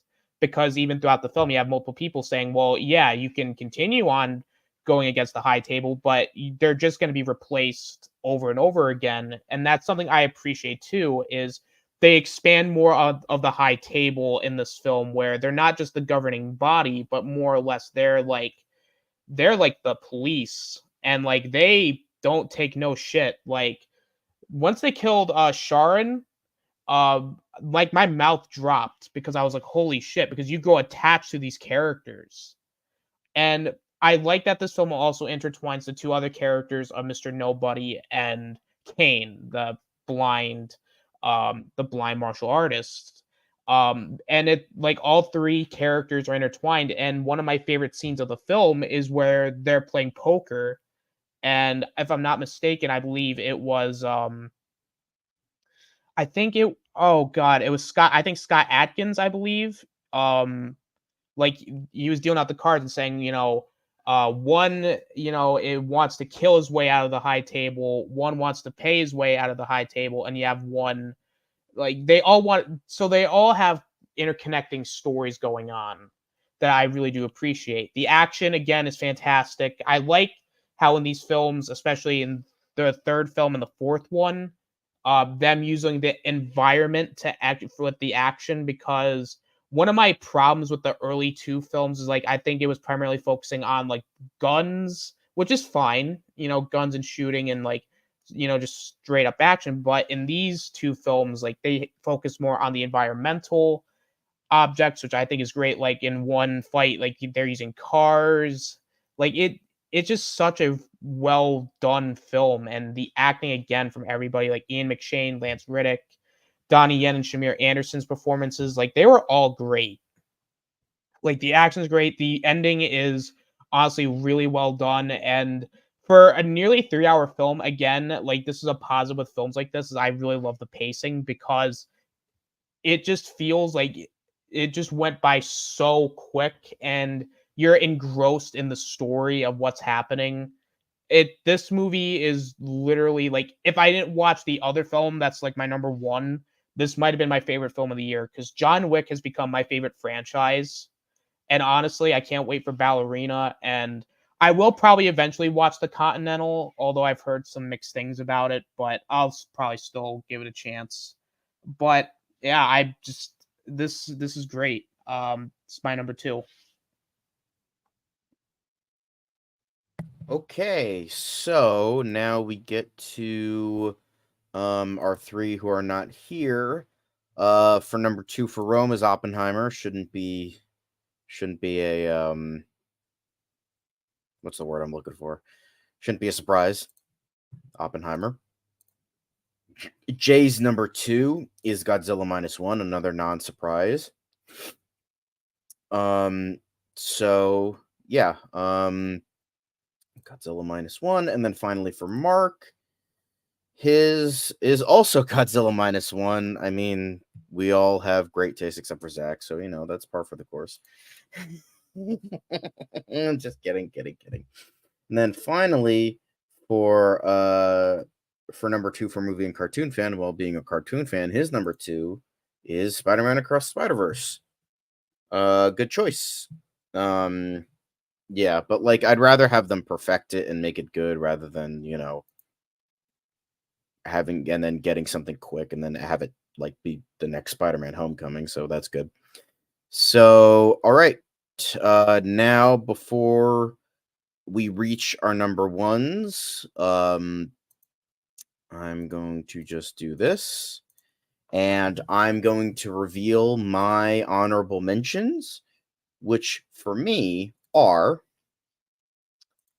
The Boy and the Heron, Blackberry, The Hunger Games, The Ballad of Songbirds and Snakes, couldn't put that entire thing, the Super Mario Brothers movie, and Aporia. Aporia, very great film, Amazon Prime, I think, highly recommended. Not a lot of people know about it. So now we get to my number one, and that is, I've been cheering it on this entire time, Evil Dead Rise. Is it, I'm going to put the microphone in front of me so you can really hear my impassioned monologue about this. So Evil Dead Rise I was for the most part excited, but I was a little bit cautious because there was the idea that it could be another Evil Dead remake. Now, I really don't like the Evil Dead remake. I think it's a very poor, you know, Evil Dead film. Didn't care for it. I think it just doesn't get Evil Dead, and I found it to be not very interesting. So with that, I wanted to when I went to go see this, I was like, okay, let's see. And from the moment it said go, I absolutely loved it. I thought, again, it's not the best film of the year. The best movie I've probably seen is Oppenheimer or Godzilla -1.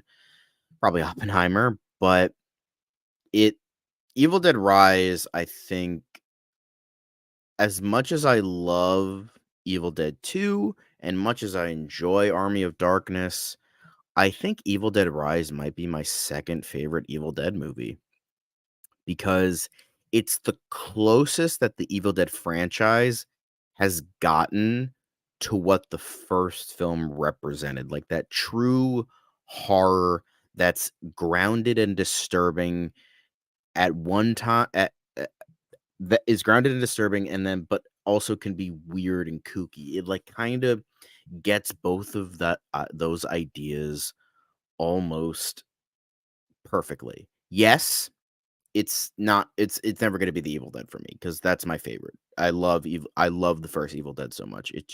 It's just a perfect movie to me.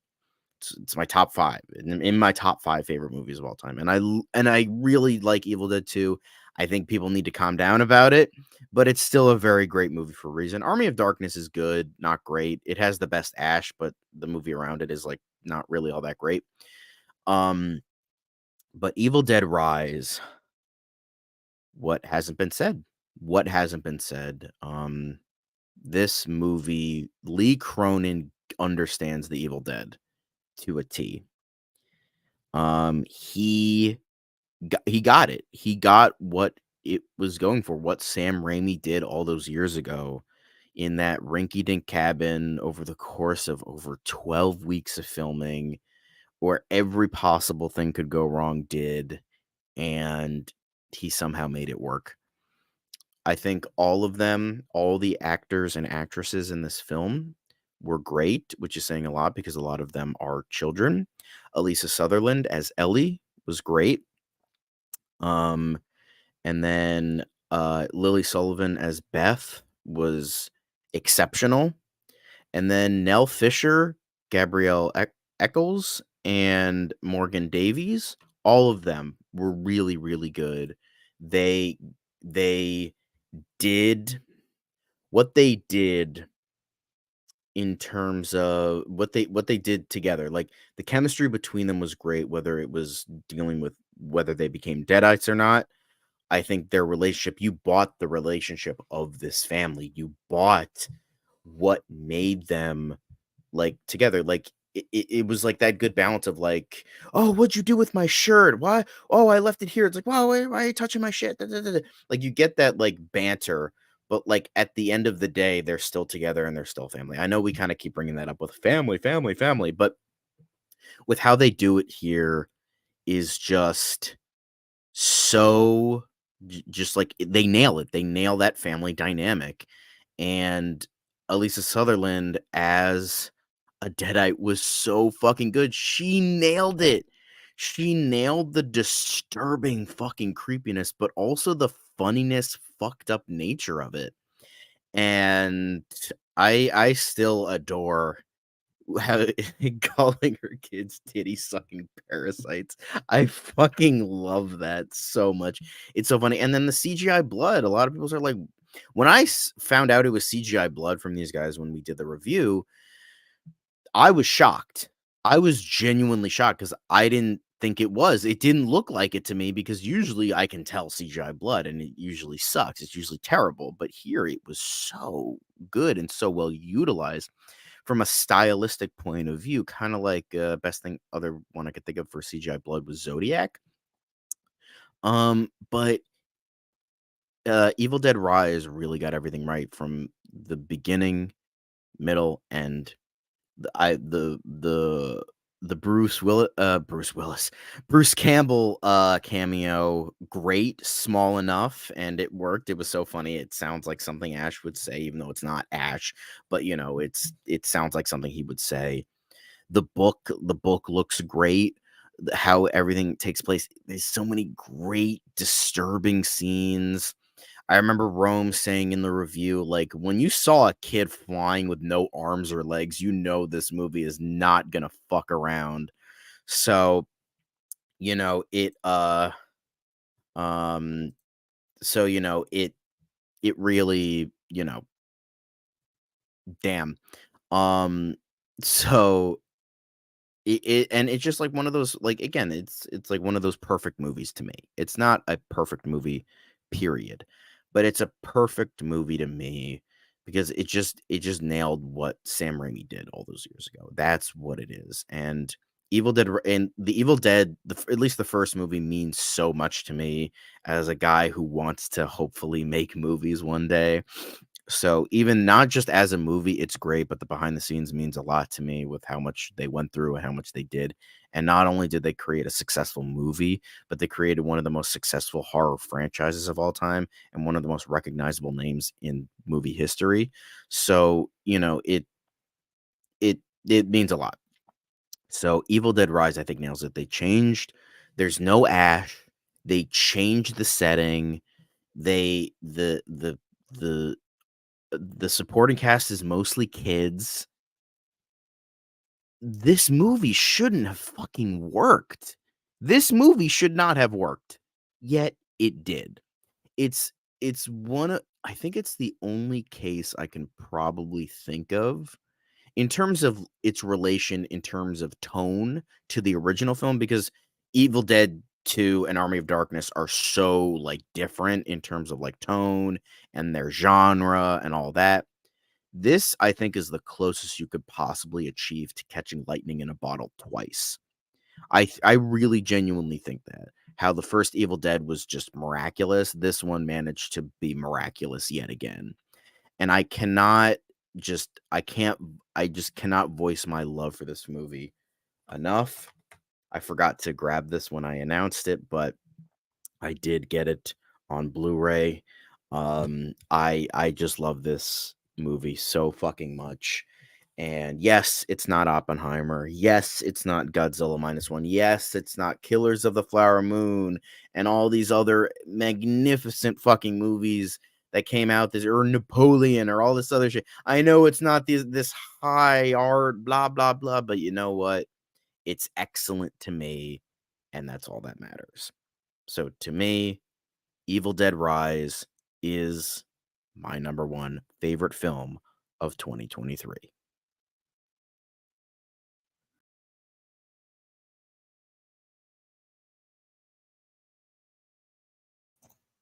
Oh, hello. Doing my honorable mentions and only picking 5 was ow. So I did a random grab. So I just did like a grab bag of like some 4.5s, another 5-star and a 4-star. And my honorable mentions are Nimona, The Killer, Iron Claw, Barbie, and thank you, Rob, for introducing me to this great movie, Suzume. So, my number 1, Godzilla -1. I didn't think anything could beat it Across the Spider-Verse, but here we are. This horror epic action kaiju movie.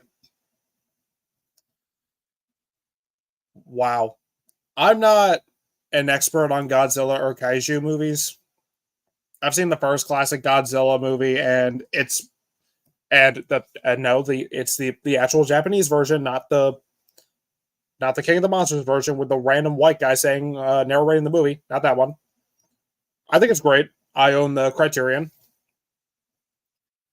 I haven't seen the sequels. I remember seeing the 1998 version when I was little, and it sucked. I haven't seen the MonsterVerse movies, which I mean, I'm probably gonna have to do that because we're gonna be reviewing Godzilla X Kong or Shin Godzilla. That one's on my list. I wasn't expecting much from Godzilla -1. Then I heard all the critical acclaim it was getting, and my fellow reviewers here were saying how amazing it was, and it bumped up my curiosity even more. And I saw it in a packed house, and wow. Just wow. I hate to use this term again, but it absolutely applies. Godzilla -1 is perfect. I adored this movie from beginning to end. And who would have thought that? There's no negatives to be found. Where's something wrong with this movie? It's nowhere. The first thing I got to applaud with this is it fixed an issue I had with Cocaine Bear and Five Nights at Freddy's. And the issue I had with those was too much focus on boring, uninteresting humans and not enough monster. This is the exception. I loved every single character in this movie so much that I did not mind Godzilla's limited screen time. All the acting, top notch. From Kiyoshi, a former kamikaze pilot dealing with survivor's guilt, his partner, a young woman, his partner who helps him raise a young girl whose parents died in the bombing, And then you had Doc, the captain, and the kid. I just fucking loved those guys. Whenever I saw those guys on screen, I'm like, yay, they're back. The effects are incredible. Godzilla, he looks menacing as hell. And think about this. We already said it before, and we'll just keep saying it. 10 million US dollars. This was the budget. And this year we had stuff like The Flash and the Marvels, Ant-Man and the Wasp: Quantumania that had absolutely atrocious CGI. And that was made for much more than this.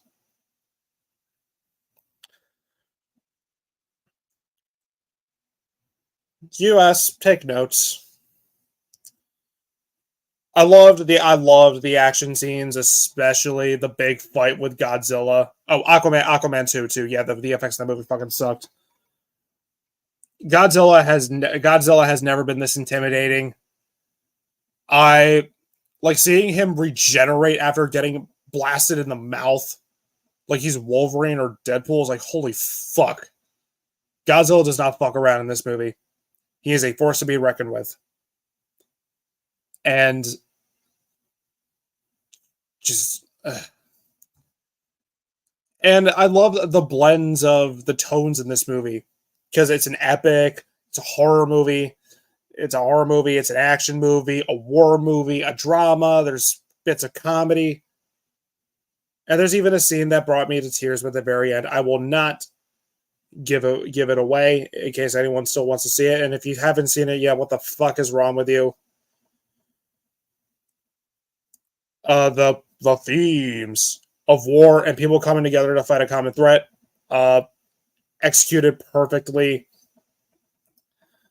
I always appreciated how Godzilla was always a symbol for the atomic bombings of on Japan, and like poor Japan, they couldn't catch a break in this movie. They're trying to rebuild after the bombings, and then Godzilla comes along and he says, "Nah, bitch."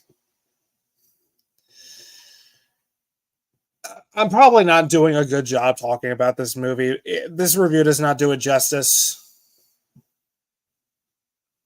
I'm definitely getting this on 4K. This absolutely is going in my collection, and I'm going to watch it constantly. Quickly became one of my favorite movies. Takashi Yamazaki, you are the man. You're an awesome director. You're an awesome writer. I never thought a Godzilla movie would blow me away this much, but here we are. This is a masterpiece.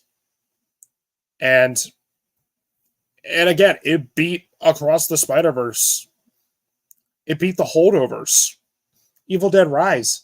And I adore all those movies. But this is on another fucking level, man.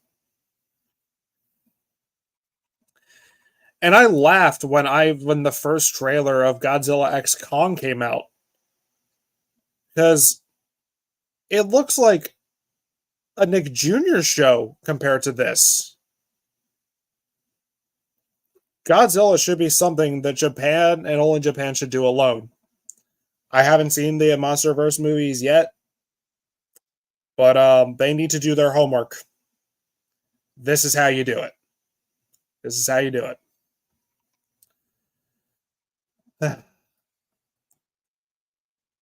But yeah, this movie's amazing. It's actually still in theaters, and I'm glad it is. It's my favorite movie of the year. Again, I know I'm not doing the movie justice, but that's the power it has. That is the power it has. And even better, before I go to Rob, we decided like last minute to do a review for this movie because it was so good. Like we had nothing for that week, I believe. But then Rob saw the movie and then John saw the movie and we all agreed like, yeah, we're reviewing this. So there you go. Yeah. That is my number one. Godzilla -1. Thank you for listening to my ramble.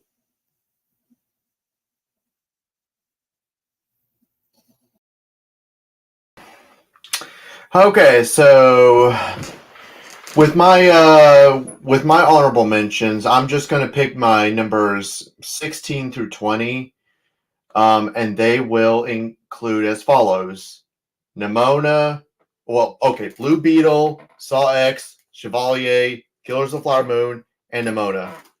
So there you go. All right, so my number one.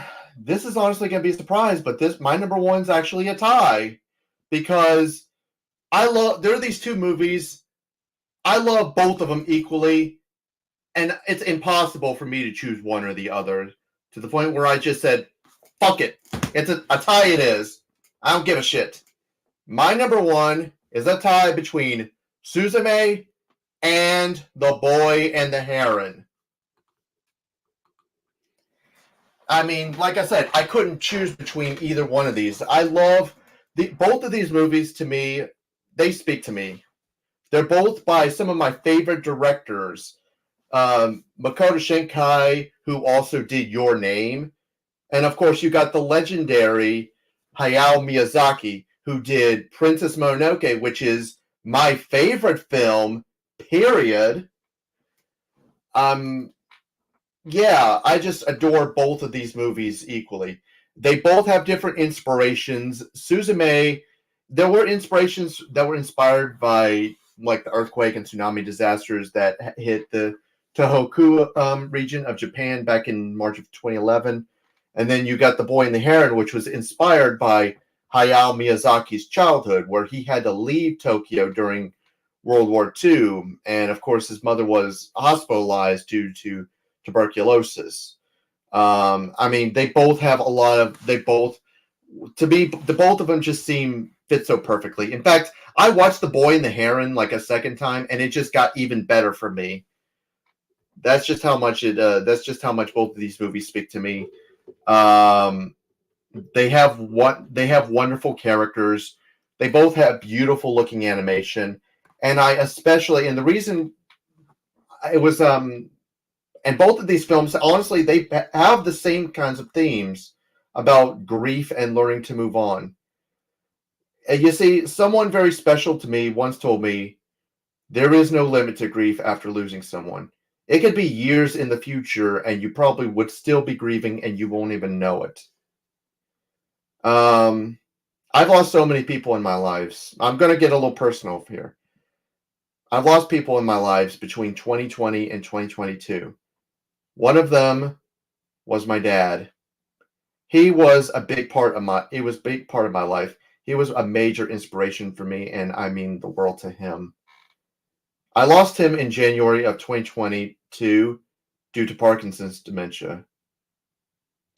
Sometimes when I think that I've moved on to the acceptance stage of the Kubler-Ross, I've had enough time. I will be honest. I've had dreams about him. I've literally had dreams where I would see him and I would see him very happy, where he was in the right mindset, where he's the man that I've known before he even got diagnosed with dementia, with Parkinson's disease. It's just I'm always seeing him happy and smiling. These dreams just make me wonder if I honestly have moved on in my life, if I've honestly gotten to the acceptance stage with him. It just seems like they make me realize something that I've not seen before. And they both, this speaks to me in both of the levels. I can go on and on about how great the characters are, the animation, the story, the pacing, just everything just perfect. But just both of these movies, even the second time watching The Boy and the Heron, I was honestly in tears. And I was in tears the first time when watching Suzume. Honestly, I can't recommend these movies enough. They are they speak a lot to me, and they're the idea of perfect. If you haven't seen either of these movies, I more than highly recommend it. I honestly consider both of these movies to be within maybe my top 3 of Hayao Miyazaki movies, and maybe even my second favorite of Makoto Shinkai. Both these movies just speak to me, so I couldn't choose between either one of them. So yeah, my number 1 is Suzume and The Boy and the Heron. Thank you.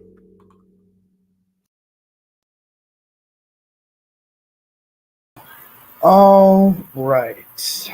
My number 1 is also a tie, but first let's get to my honorable mentions. Strays, The Killer, Barbie, which I've also kind of turned around on, Teenage Mutant Ninja Turtles and Mutant Mayhem, and Knock at the Cabin, which I think is one of the better Shyamalan films we've had in recent memory. But my number 1 is a tie between Elemental and Wonka. Now, if you remember how much I have been ranting, how much pretty much all of us have been ranting about how horrible Beau is Afraid is, which it has something to do with why these films are my number 1 best of the year,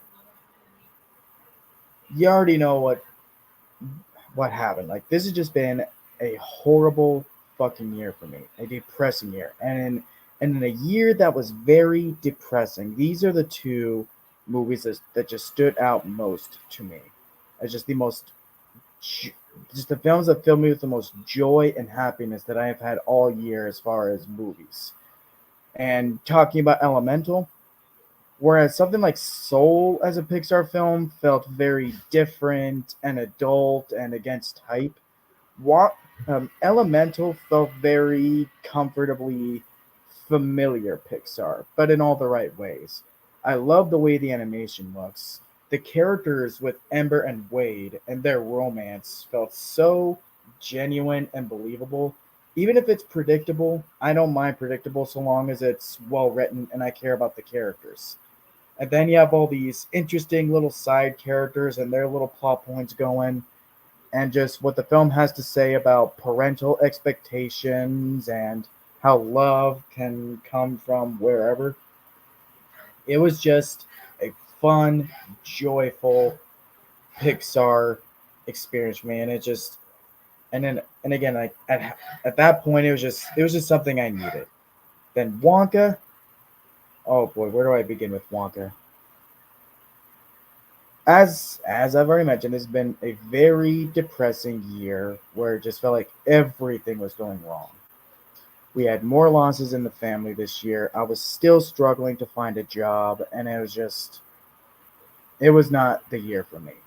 But then in the last couple months, things felt like they were finally starting to pick up. My my sister survived her pregnancy, and I am now an uncle. And I finally got a job a few weeks ago. And then on the movie front, to see a movie like this with Wonka that was so funny, charming, and heartwarming, it just it was I was crying pretty much for like the last 5 to 10 minutes, but those happy kind of tears. The scene at the end when Wonka sees his mother figuratively, and with the score and just the emotional weight and the meaning of that scene, it clicked with me. And but just talking about it as a movie, I think it is a very good companion piece to the Gene Wilder film. The ways that it reprises a lot of those musical cues and even the themes and the same looking Oompa Loompas. I think it complements the original film very well. So these are both movies that started off also not having the best box office openings, but have then since both had very strong legs in the following weeks. And out of any other movies this year, well, obviously, these are the movies that I am happiest for the most. I don't know if you could do a sequel to Wonka because it's more or less made as a prequel to the Gene Wilder film, but if they do want to do something, it's like some kind of follow up or whatever, I would honestly be very interested if it's a lot of the same crew. But Timothy Chalamet back on board, Paul King directing again, a lot of the same crew. If you get them all back for some kind of follow up, I'll watch the fuck out of it. And much like Devin with the holdovers, I have a spot reserved for my 4K Blu-ray Steelbook of Wonka. These two were the most satisfying movie experiences of the year, as I've said, because in a year it felt like anything and everything could and was going wrong. These are just the films that filled me with the most joy and happiness that I felt like was sorely just lacking overall for me this year, or I guess last year now. So,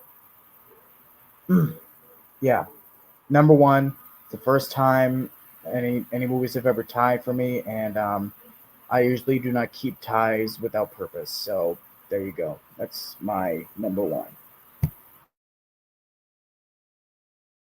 All right. So my honorable mentions before I get to my number one are Knock at the Cabin, Cocaine Bear, Renfield, Scream 6, and No Hard Feelings for Naked Jennifer Lawrence Alone, even though the movie's just kind of mid.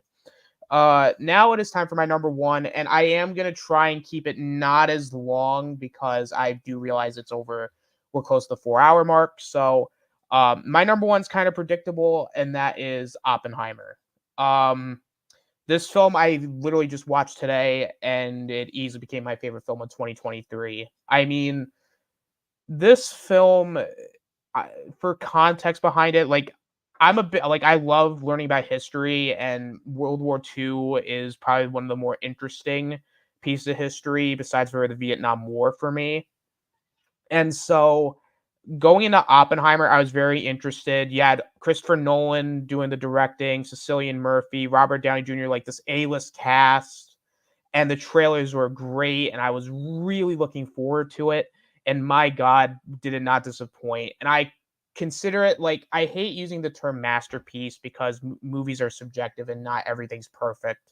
But this is probably one of those films where I would use the definition of perfect and masterpiece because it is honestly everything you would want in a film like this.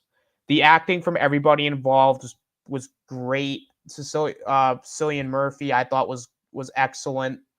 Robert Downey Jr., like John said earlier, was probably the best actor.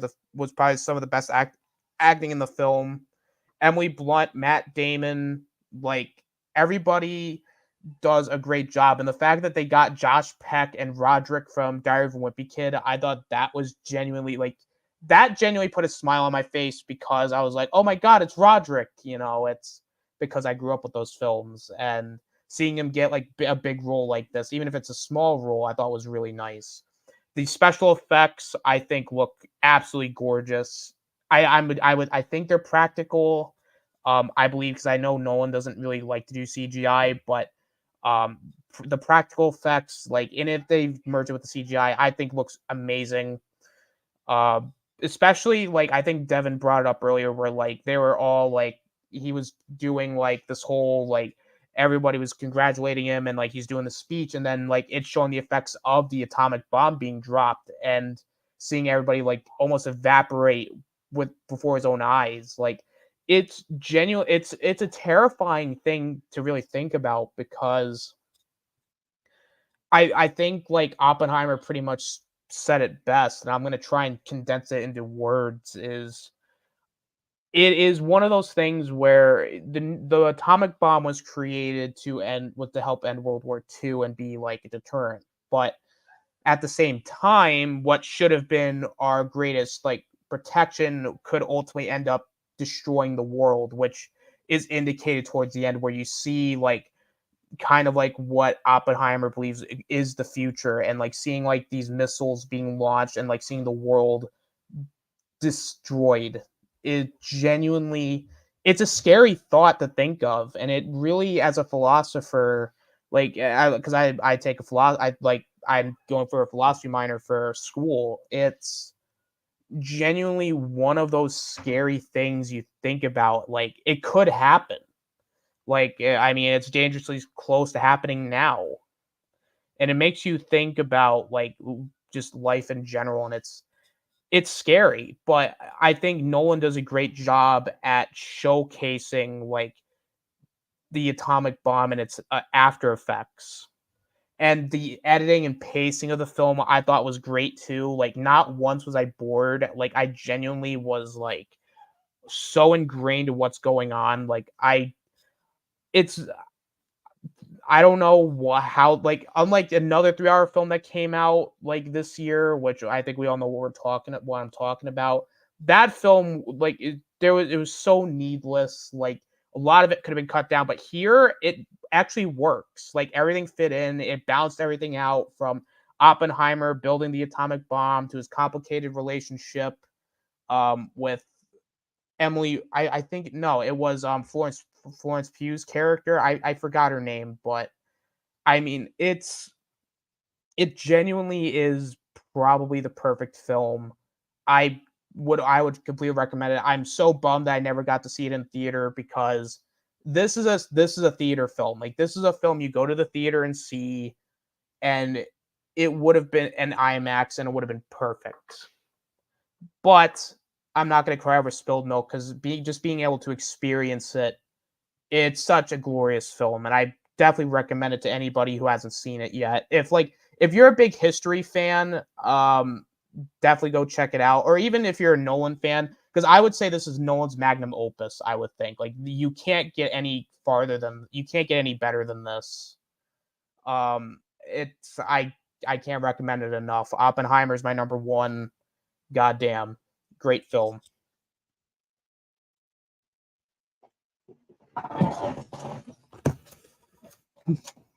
Okay, so now we have a little bit. Where's Zach? He said he had to leave Oh, that's right. because they were Okay. chewing him Oh, out. that's right. That's all. So And then still there was have a few more. Still have a few more. Don't worry. We got to do Rome, Jay, and Mark. So Rome's honorable mentions are Blackberry, The Blackening, Dungeons and Dragons, Honor Among Thieves, ew, Wonka, and The Creator. Hold on, it's gonna bother me. Hang on. There we go. Blackening, Dungeons and Dragons, Honor Among Thieves, Wonka, and The Creator. And then his number one is same as Austinator and Devin with Godzilla -1.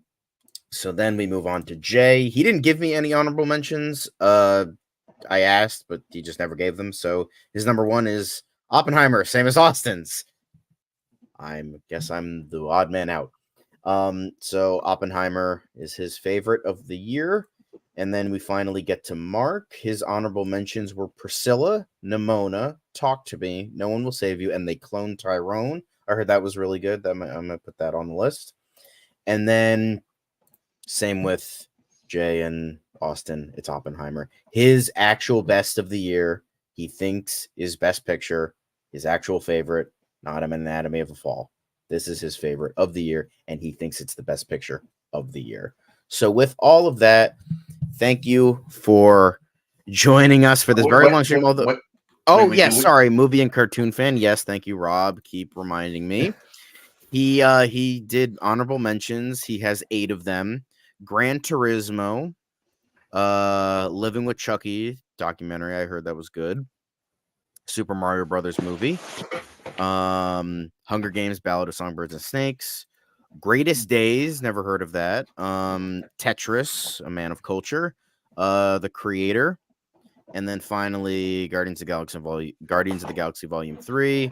And then just like Zach. And then his number one is Oppenheimer. What can we say? This movie truly is the bomb. Yeah. Fuck you, Devin. Get the fuck out of here. Anyway, so now we reach the end of this. Although surprisingly, not as much as the worst stuff. I guess a lot more angry ranting with that one.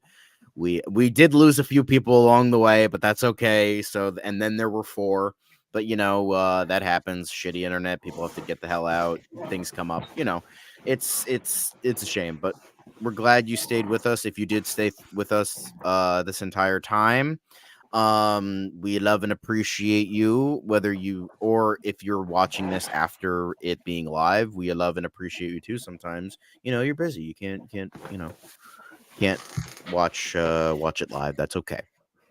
But yeah.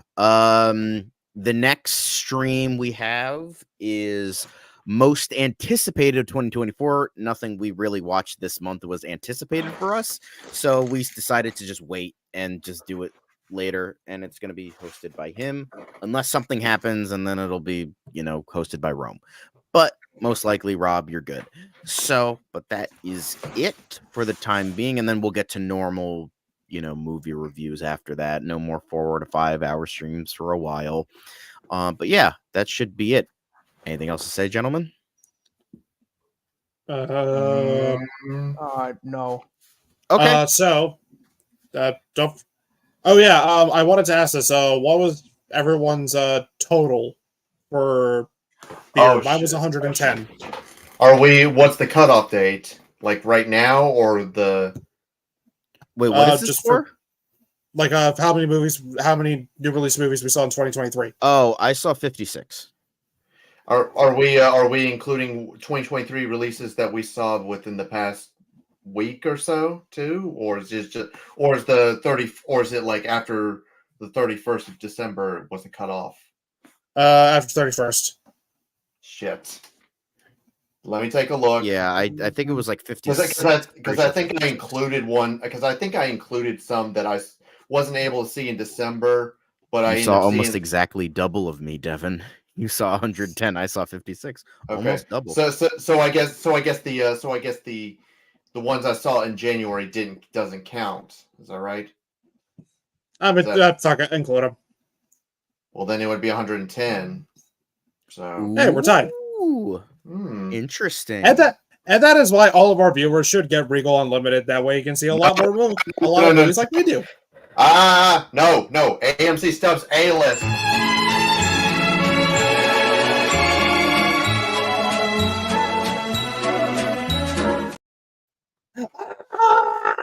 Look at it. We're not sponsored. We're not sponsored. Sponsor us, we're desperate. No, come on.